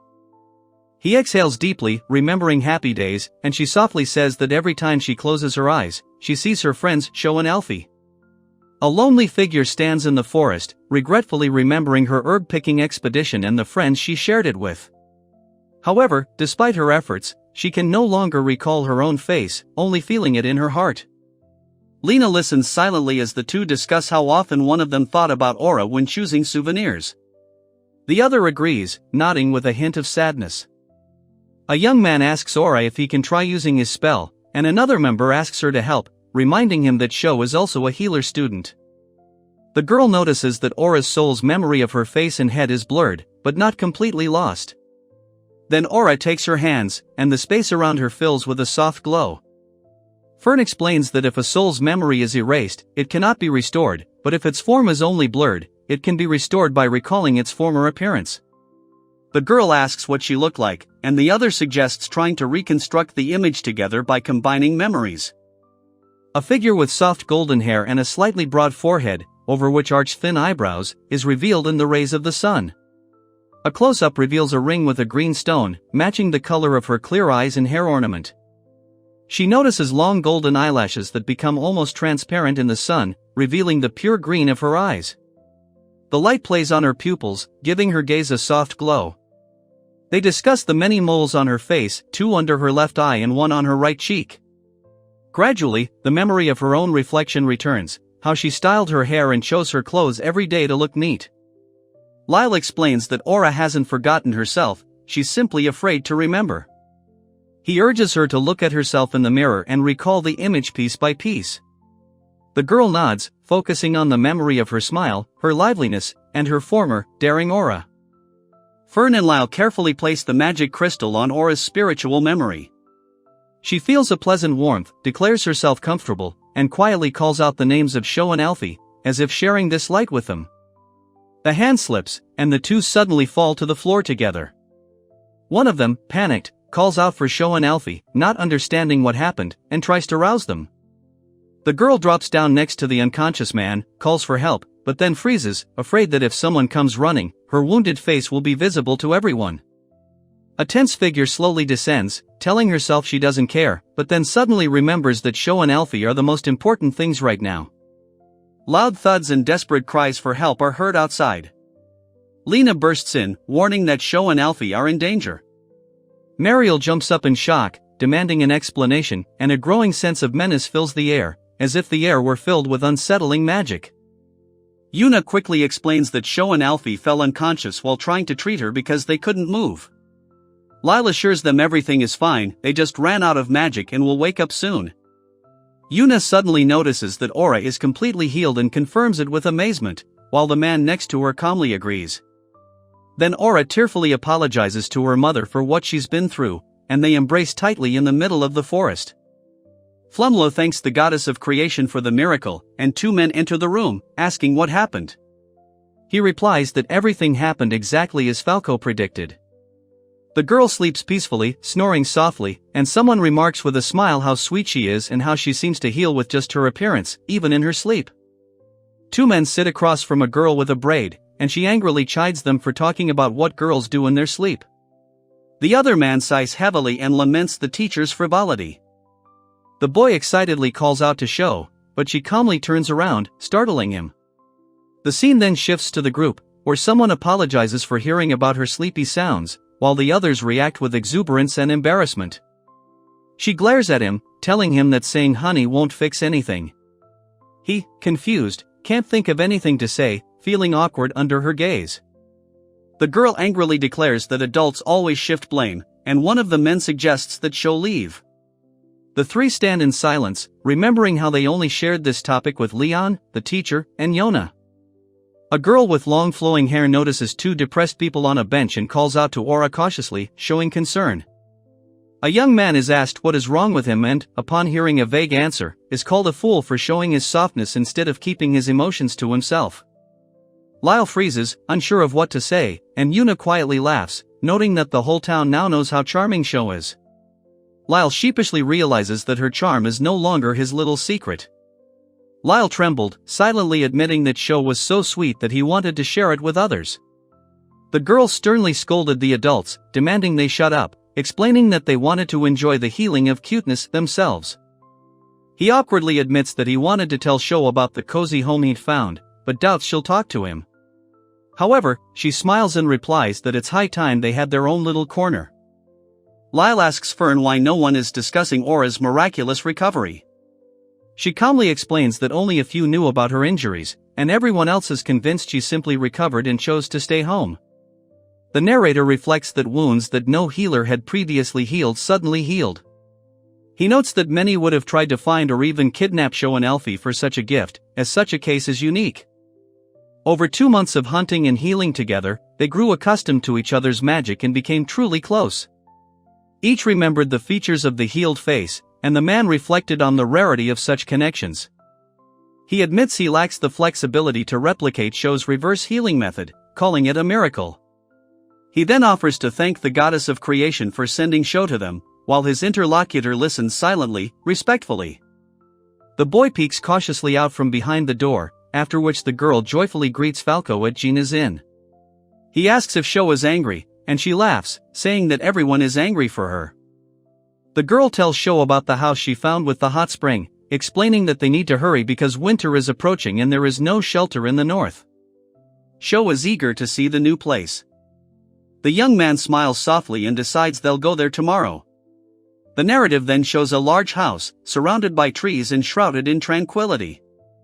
The girl enthusiastically surveys the spacious living room, kitchen, and bathhouse with a spring, while two men stand behind her.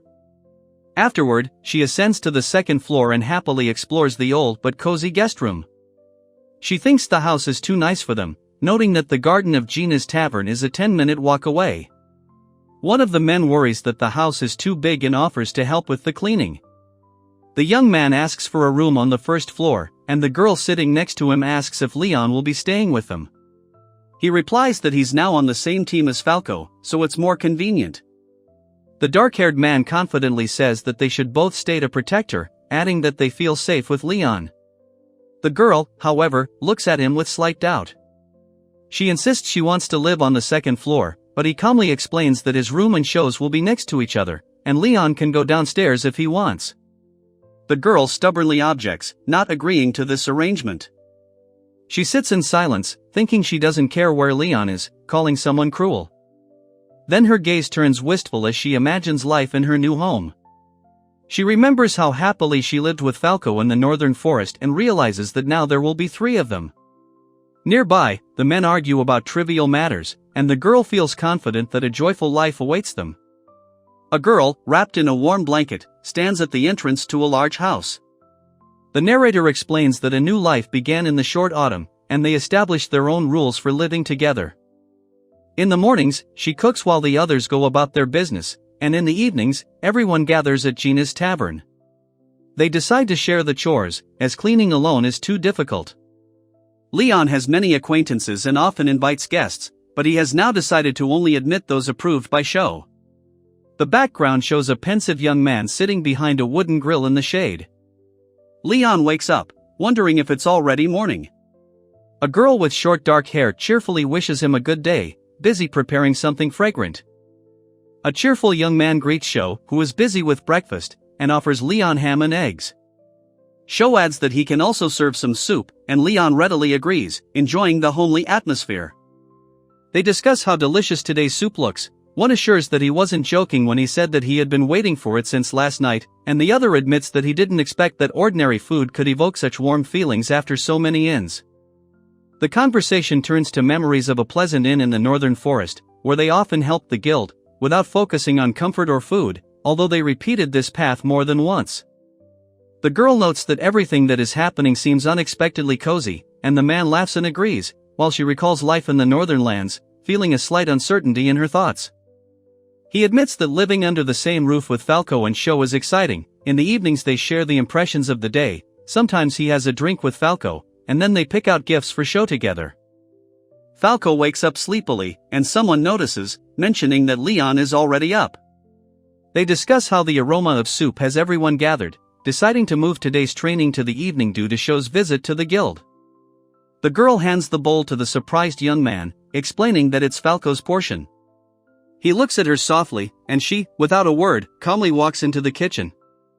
She feels at ease, comparing their company to a family, as if she had an older brother and sister. A cheerful man makes fun of someone, calling them a guy as clear as a book, and the other turns away in irritation. He praises Sho's culinary skills, saying that even with the same ingredients, the soup turns out different every day, as if filled with a new flavor. He tells how Sho sometimes adds an egg to soup, makes an omelet with vegetables and tomatoes, adding a little spice, and her egg rolls always turn out soft and melt in your mouth. One young man recalls how delicious it was to eat soup while breaking an egg with a spoon, while another adds that she collects medicinal herbs and makes different fruit jams every day. The short-haired girl, blushing with irritation, sternly orders Falco and Leon to eat in silence, and they, stunned by the reprimand, look out from behind the door with guilty faces. The two men exchange glances, one smiles, the other is shocked. The scene then shifts to the Northern City Guild building, where a voiceover explains that this winter, one of 4 registered hunters has been appointed guardian of the Northern Forest. The cheerful girl thanks Alice, mentioning that there are 4 participants this year, and Alice, with a smile, names them Falco, Leon, Jean, and Vival. The woman clarifies that these names always recur in such quests. She explains that last year, numerous monsters appeared in the lake, and Jean and Vival rushed there with the hunter who brought the order. The young man, visibly nervous, tries to ask a question, while a woman dressed as a healer asks what brought him here and inquires about the fate of 4 other people. Someone watches silently behind them.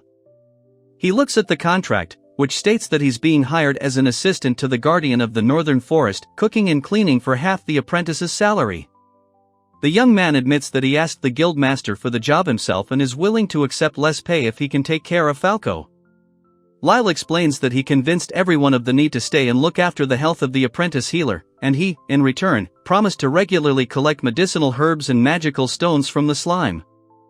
The young man anxiously asks if she can really go with him, and after receiving a calm confirmation, he barely manages to dodge the blow, noting that Falco has been looking tired lately. The young hero thinks he has 9 years left until he reaches adulthood and decides to spend as much time with Falco as possible, squeezing his hand tightly and admitting that he is doing this more for himself. The girl reflects on Falco's concern, realizing that his attention is genuine and has no ulterior motives. A boy stands thoughtfully nearby, and another gestures to acknowledge how difficult it is to leave loved ones behind. About 2 weeks later, as he was about to set out for the northern forest, everyone was relieved the year was shaping up well. But then something unexpected happened. Someone no one expected arrived in town. The girl cheerfully announces 3 servings of soup, and the boy asks Sho to add bread to the basket when he's finished. She happily agrees, quickly getting to work with a smile. Lena greets the newcomer warmly, but suddenly clicks her tongue with a disgruntled expression, surprising the girl with the tray. She's shocked to think Lena really dared to do this in front of the customers and wonders what came over her. Lyra calmly says that she just dropped by on her way while traveling, and the woman with the tail quickly asks about the guardians of the northern forest and asks for shelter for a couple of nights. A girl with short dark hair quietly asks for a spare room, to which the man replies that if she's a client, she can't refuse. The next moment is followed by the surprised reactions of those around her. Suddenly, the girl remembers who Lyra is, Falco's mother. Her expression freezes, her gaze becomes focused, as if she's trying to grasp the significance of this discovery. He wonders how old she is, noting that her aura is similar to Falco's and yet at the same time the opposite of Gina's gentleness. The phrase goddess of war flashes through his mind, and age seems completely irrelevant to him. A tall figure in a hooded cloak stands behind a confident girl in a large cape. The other girl, seeing this, gasps in shock, astonished by the size of the shadow looming over them. Lena notices a man in a black robe with green hair and violet eyes, struck by how alien he looks. Yuna whispers that he is a representative of the lake people, rare descendants of the eastern land of knowledge and magic. The dark-haired woman remembers the one who once sought power from the goddess and quietly wonders if she is still alive. At that moment, someone calls Harria's name, interrupting her thoughts. The girl flinches in surprise, but the hooded figure calmly says that it is not Cario, and explains that if you look closely, the person in front of them is completely different. The bespectacled girl noticed that Caria had straight hair and a more mature expression. The woman with the ponytail addressed the small traveler, politely asking her name and where she was from, though she considered such questions too personal. The man anxiously asks if Dread is really the mage of disasters, but the other interlocutor confidently replies that his fame is well-deserved and his real name is irrelevant. The woman demands to know who Haryu is, admitting that she noticed her striking resemblance to Sho, and insistently asks to be told everything that is known about her. She quietly confesses that Haryu is the black-haired girl she found by the lake. A tense silence falls over the room as the meaning of her words sinks in. Lena reveals that the academy is holding a powerful sorceress, and Yuna recalls that she discovered her last winter.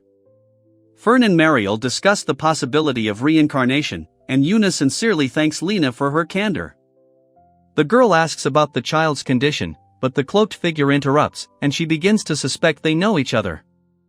However, she is told that the child has always lived alone, despite having the same eye color. They admit they don't know each other, but perhaps they hail from the same place. The girl is comforted by the thought that Karyu is surrounded by scholars with rare knowledge, and a quiet, grateful smile appears on her face. Lena hands over the key and announces that dinner will be served at the usual time, as always. After that, everyone returns to thoughts of the girl named Haryu, her desire to protect people, and her journey to learning magic. Sho happily returns home, meeting Falco and Leon entering together. A girl with long dark hair warmly welcomes them back, and the house becomes lively again. Falco is shocked to see a woman with long hair and a confident smile, addressing him by name and asking if he still lives in this city. His heart involuntarily tightens, immediately reminding him of his mother. Lyra demands to be called by her first name, introducing her son Falco and companion Leon to the mage Dread, who greets them with a friendly smile and a slight bow. The two characters whisper excitedly, noting the cheerful atmosphere. Then Lyra turns to Falco, saying she's come to visit her son, and he, slightly confused, asks why she's there. The dark-haired girl sarcastically reminds the other that they should have stayed in town, while the high-collared man calmly confirms that he was just stopping by, and the silver-haired man, surprised, demands that dinner be served.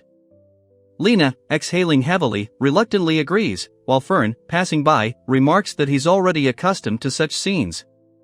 One of the men offers to join Dread for dinner, suggesting they eat together, just like old times. The dark-haired young man turns, aware of the two people watching him. The blonde man reassures the girl sitting next to him, telling her everything is fine, and she smiles shyly in response. The girl reflects on how parents and children inevitably drift apart as they grow older. She's troubled by Gina's rude sternness, but she comes to the conclusion that interfering in such a relationship is not worthwhile. Everyone eats the black lizard stew in silence, trying not to look at each other, while the other two watch their facial expressions with disgust and surprise. Leon tries to lighten the mood with a joke, but the atmosphere remains awkward. Soon, a serious man with long hair asks if any of them are explosive flame mages. He notes that mages are rarely seen outside the lake region, as it's full of monsters and mages are constantly busy. The interlocutor responds with a slight smile, feigning modesty but not denying the obvious. The mage explains that when someone defeats a dangerous monster, even the most reclusive ones come out, eager to prove their superiority. He himself prefers to hunt in the depths of the forest, far from human eyes. Last summer, Lyra met him when she wanted to go out herself, and they quickly developed a friendship. The boy, observing this, nervously asked if they were lovers, then blushed at his own boldness.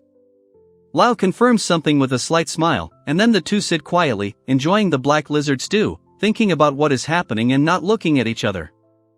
Yuna watches intently, while another girl peeks hesitantly around the corner. Someone asks Falco who the little child is, and Yuna, surprised, notes that it's only now become obvious to everyone. A dark-haired man gently strokes the girl's head, explaining that she is his adopted daughter. One of the people present asks dubiously how this is possible, given that he has no children of his own. The man calmly replies that everyone helps him, so he's managing, and when asked if he has a home, he nods. The blonde man unexpectedly offers to stay with him starting tomorrow, much to the others' surprise. The young man hears several voices at once. Everyone is vying with each other to call him his son, asking if he has a room, and discussing his upbringing, while he himself can barely contain his irritation, feeling that he is being provoked. A character with curly hair drops and breaks something, while firmly demanding to be called Lyra, nothing less. Lena angrily declares that Lyra is a real nuisance to Falco, but he calmly explains that she plans to stay at his house and accompany him on his hunt. Lena merely shrugs, dismissing this as typical maternal behavior. Lyle sharply retorts, saying that it's usually the other way around. Children follow their parents. Gina, however, calmly notes that Lyra has been angry since yesterday and should be worried about Falco, especially now that she's back in Northern City. He reflects on how he rarely feels anxious when meeting new people, but with Lyra, he felt as if he couldn't stand her. She saw him as nothing more than a child, making him feel invisible and awkward. The serious young man watches from afar as the confident woman laughs and talks animatedly with the two men, remembering how Falco stood silently next to her yesterday, without saying a word. Lena irritably expresses her displeasure, and another person remarks that Lyra would hardly have abandoned her 15-year-old son without money if she could have helped, after which someone raises an eyebrow in astonishment. Celine clarifies what is meant by Falco's lack of money, and Lena explains that even children have accounts in the guild, earning coins by hunting slimes, expressing obvious alarm. She realizes she's said too much, and feels an inner unease. The conversation gradually shifts to how Falco and Lyra always traveled together and didn't need separate bills, as they did everything together. The narrator notes that other hunters usually remain in the cities while their children are young, but Falco was not part of the youth group, as he was constantly nomadic following his mother. Lyra took all the money Falco had earned and set off on a journey, and he soon collapsed from hunger. No one noticed his plight, and the townspeople began to consider him a burden, which horrified the observer. The girl, with tears in her eyes, reflects on how Falco has become stronger than an ordinary adult hunter thanks to the upbringing of an experienced mother, while Lyra herself encourages the children to live in harmony, welcoming a new student. A wounded youth appears on stage, barely holding his sword, while a figure in traditional dress watches the children and notes that, despite his strength, he did not get along with his peers. The narrative recalls a difficult period when his gaze was empty and unfocused, and someone says that Lyra returns several years later, despite the city's condemnation. Another person remarks that if he's alive, then what's the problem? The woman advises the man not to talk too much, explaining that if Falco wants, he'll tell her himself. He quietly agrees, acknowledging her right. A girl with long hair sits down, comforting the younger one, who apologizes for the difficult story. In the background, two dark figures discuss how they don't want a selfish person living in their home, even if he's family. In a nighttime city scene, a man with medium-length hair smiles warmly, thanks Gina, and assures her that Falco won't argue. He encourages her to speak up if she doesn't like something. The conversation turns to a discussion of the massive monster invasion. The interlocutors agree that swords are still more effective than magic, although the idea of joining forces with a wizard sounds tempting. Two men chat cheerfully over drinks, while nearby, a girl watches anxiously as Leon interacts with a young mage. He explains that killing one large monster is difficult, while flame magic can burn 5 at once. Celine is perplexed, and Fern admits that it was difficult to avoid the explosion, and thinks about how to fight more effectively next to the mage without interfering with his spells. Lena sits thoughtfully, pondering the wisdom of using single-target magic. She recalls that the mage was considered a supporter, with a focus on long-range spells. The girl inhaled sharply as two young men, one fair-haired and one dark-haired, approached her.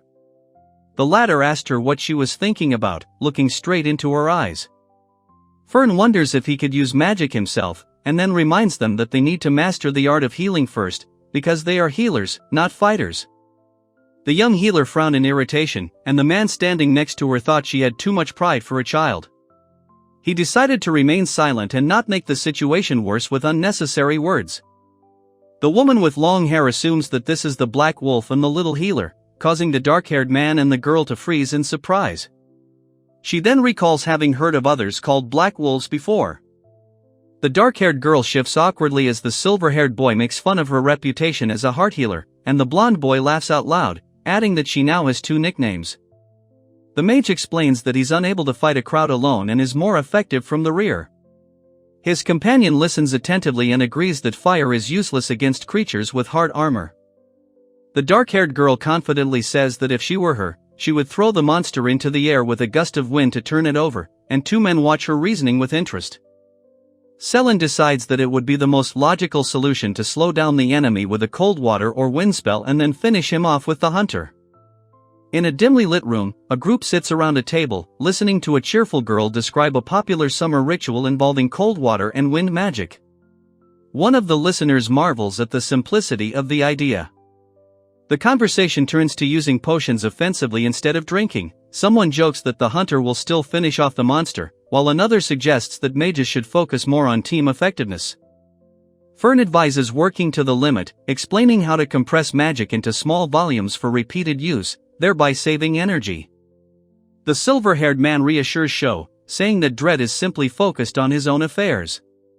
Sho mentally chides herself for her unnecessary words and feels unworthy of the title of a true healer. The boy joyfully hums a song about the healer and the Black Wolf, and another character speaks hopefully of a quick return, adding that Lyra noticed Sho precisely because of her nickname. Lyle quietly calls the healer sweetheart, causing her to blush in embarrassment and, looking down, respond with a barely audible sound, unsure how to react. The scene begins with a thoughtful admission that he hasn't felt anything like this in a long time.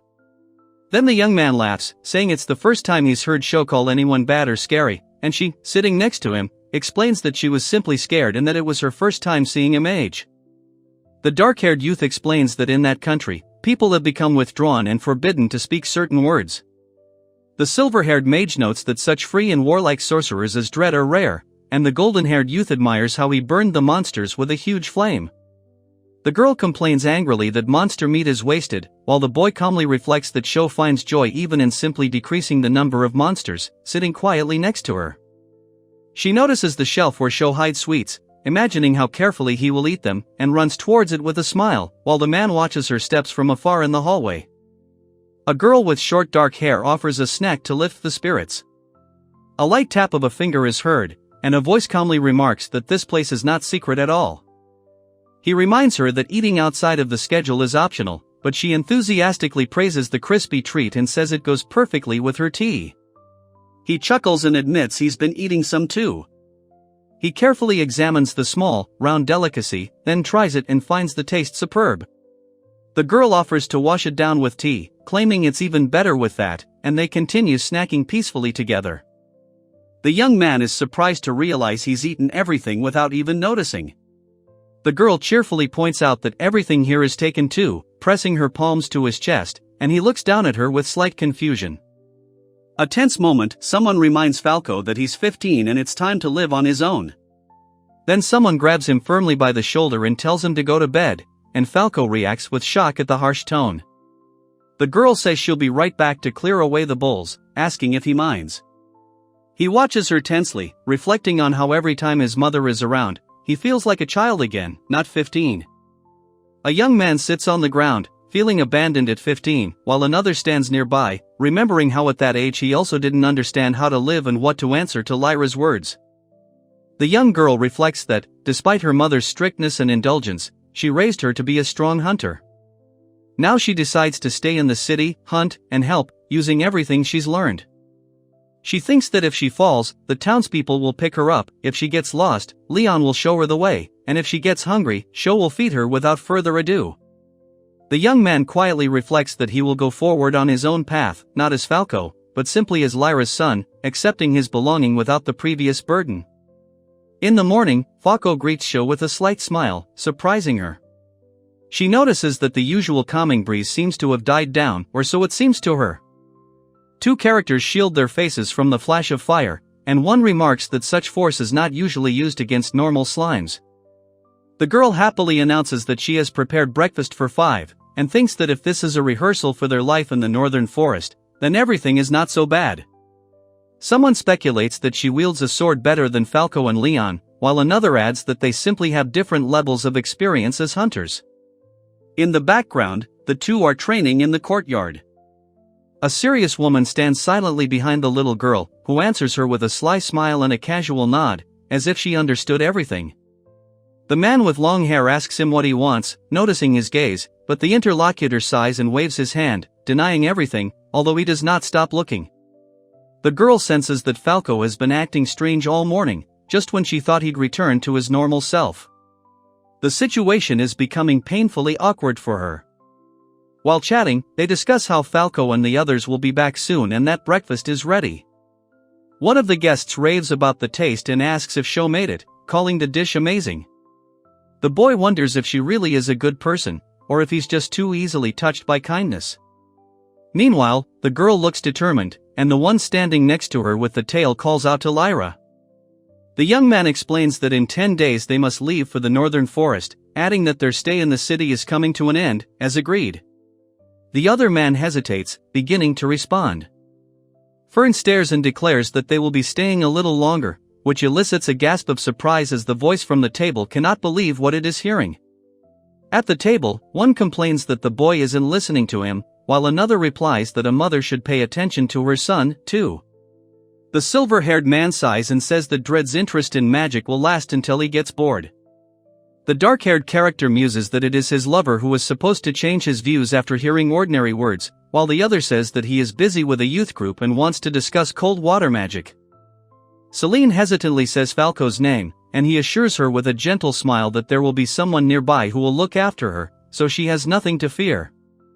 A young man hesitantly offers to go with them, but someone sharply replies that he is going hunting and there can be no objections. The blonde decides to go hunting and asks Sho to keep an eye on Dread, which surprises her as she feels someone's gaze on her from behind. Two boys are excitedly discussing the impressive fire magic of the Lake District sorcerers, while a dark-haired figure watches silently, and a third, Kane, who had previously objected, is now enthusiastically participating in the proceedings. The dark-haired girl confidently declares that only slimes should be flipped upside down. The man replies that Falco and the others hunt creatures like short lizard-like monsters, wondering if flipping them upside down will make them easier to kill. The small creature is caught in the wind and thrown aside, landing on the ground, and the two characters discuss the target being too light and the area of effect too wide. They decide to make the spell narrower but more powerful.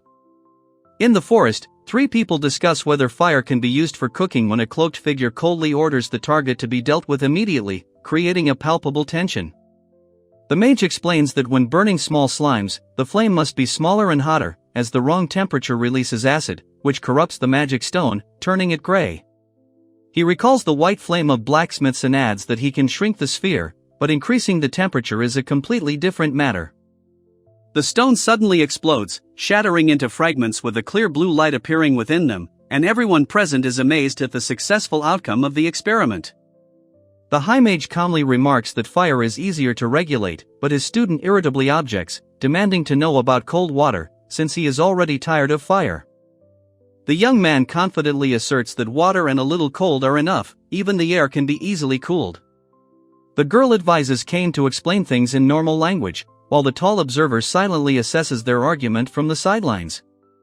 The young man confidently asserts that water and a little cold are enough, even the air can be easily cooled. The girl advises Kane to explain things in normal language, while the tall observer silently assesses their argument from the sidelines. Lyle excitedly talks about Dread's new ambitions and his unusual magic, and the boy listens with a grin when Yuna is approached by a girl who has noticed Falco having fun nearby. Lyle excitedly talks about Dread's new ambitions and his unusual magic, and the boy listens with a grin when Yuna is approached by a girl who has noticed Falco having fun nearby. Sho introduces himself, and the girl asks, surprised, how he can tell what Falco is thinking. He replies that he can see it in his eyes, adding that he's a little worried right now, which completely confuses her. She reflects that it's easier with people like Dread, they're open about their feelings. Falco, on the other hand, is almost always silent and answers monotonously, I don't care, when asked about anything. A dark-haired girl asks Lyra if she wants black-tailed lizard for lunch, and then asks what she would do if she were forced to eat the same dish, since Falco only accepts lizard ham. The serious young man firmly declares that he would choose the lizard, while the younger figure interrupts, explaining that it is not a question of taste preference at all. He firmly says that he doesn't need other people's advice and knows what he likes, but another voice notes that Falco is kind and chooses what others don't like so as not to offend anyone. She hesitates but admits that it may be true, and the other interlocutor adds that it is better to say something once and be understood than to repeat it over and over again. The girl remembers how Falco was so determined to be by her side, thinking about her wishes and trying to make her life easier, and someone nearby asks if he was silent all this time for her sake. The dark-haired girl remarks that if a person doesn't want to be contradicted, they get irritated when someone chooses a black-tailed lizard, and the silver-haired girl quietly admits that she never wanted that. The characters discuss how some people have difficulty speaking openly with others, and one suggests that Falco may have simply been trying not to upset Lyra by understanding her without words. The boy, holding the bowl in his hands, feels confused, remembering how Falco always took care of his mood, preparing delicious food when he was sad, but is still unsure if he is keeping silent for Lyra's sake. The narrator recalls how Falco admitted that he did not know the reason for his melancholy, but always felt the sadness of others and laughed with others in joy, showing sincere kindness and deep compassion. He wonders how she can understand Falco when he himself cannot, and she thoughtfully admits that even if she wanted to explain it in words, she couldn't. The hero quietly reflects that it is precisely because of his affection for him that he wants to understand him better and do something nice to make him smile. She openly says that she loves Falco and is ready to do anything for him if he asks, while the other girl, amazed, asks why she is rude and selfish with him.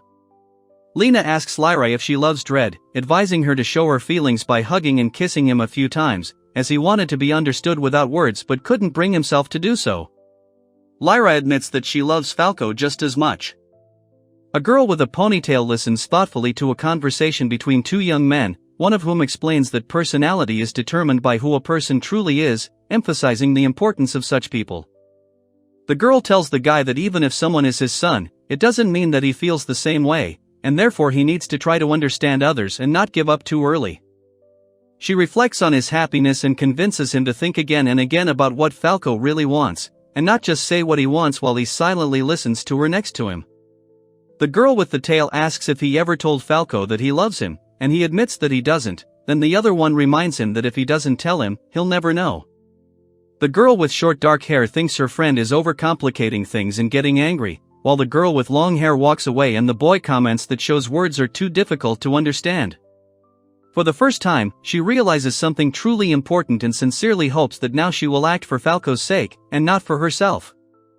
A few days later, a girl with short dark hair reflects on how Lyra has come to accompany her like Dread, and watches with interest as the experienced hunters from the older group exterminate slimes. Someone calls out to Shou, and he remembers that Lyra got along especially well with the straightforward Kane, peppering him with questions at every opportunity. The boy stands nearby by the tree, and a serious young man asks what he is thinking about, asking Lyra to guess why he is not hunting, but simply observing. The girl notices that the boy is injured, but hides it, and guesses that he dreams of giving up slime hunting and taking up fencing, while worrying that the others are not finished yet. The girl quietly reflects that she always thought the sky was truly blue, but now she understands that her feelings come from the heart. The boy smiles in agreement, looking at the beautiful sky. Returning home, she stares at Falco, making him feel awkward, while she, on the contrary, feels an unexpected lightness and renewal. Falco holds a sleeping child in his arms, asking to be let go, but he gently replies that he will stay until Lyra falls asleep. The narrator notes that 3 days before their departure for the northern forest, the time has come for the two of them to leave home. The girl notices the crowd and asks in bewilderment where everyone has gone, to which another replies that many have come to see them off. The woman explains that the healers helped the hunters from the youth group, and the other remarks that the two fit in well. She then asks Shou if it's hard for him to work so much. The girl recalls that Harriet wasn't assigned to household chores at the Magic Academy. She spent all her time studying, and now Shou wonders if Harriet might have been just as busy as she was before. She remembers how they worked until late at night, were so tired that they could not cook dinner, and thinks that, compared to those days, life here now seems almost unbearably pleasant. The girl with short dark hair smiles warmly, expressing hope that Harriet will get better soon, while the figure with long hair standing nearby watches with slight concern. The cloaked figure sighs, admitting that she thought there was no need to study anymore, while the dark-haired girl muses that the real name might be Haruna, Harumi, or Miharu, and instructs Dread to assist if needed. Lyle calmly assures him that Shou will always be waiting in the deep forest, offering to spend time quietly and restfully, and then adds that he will allow him to hunt slimes for a while. The young man announces that the carriage is ready, and the woman promises to pass the message on to another, smiling softly and closing her eyes for a moment. The cloaked figure remarks that the trip was worthwhile and promises to return, while the woman with long hair arrives before the others. The two men recall Gina's advice to eat on the road and hope he will stop by again.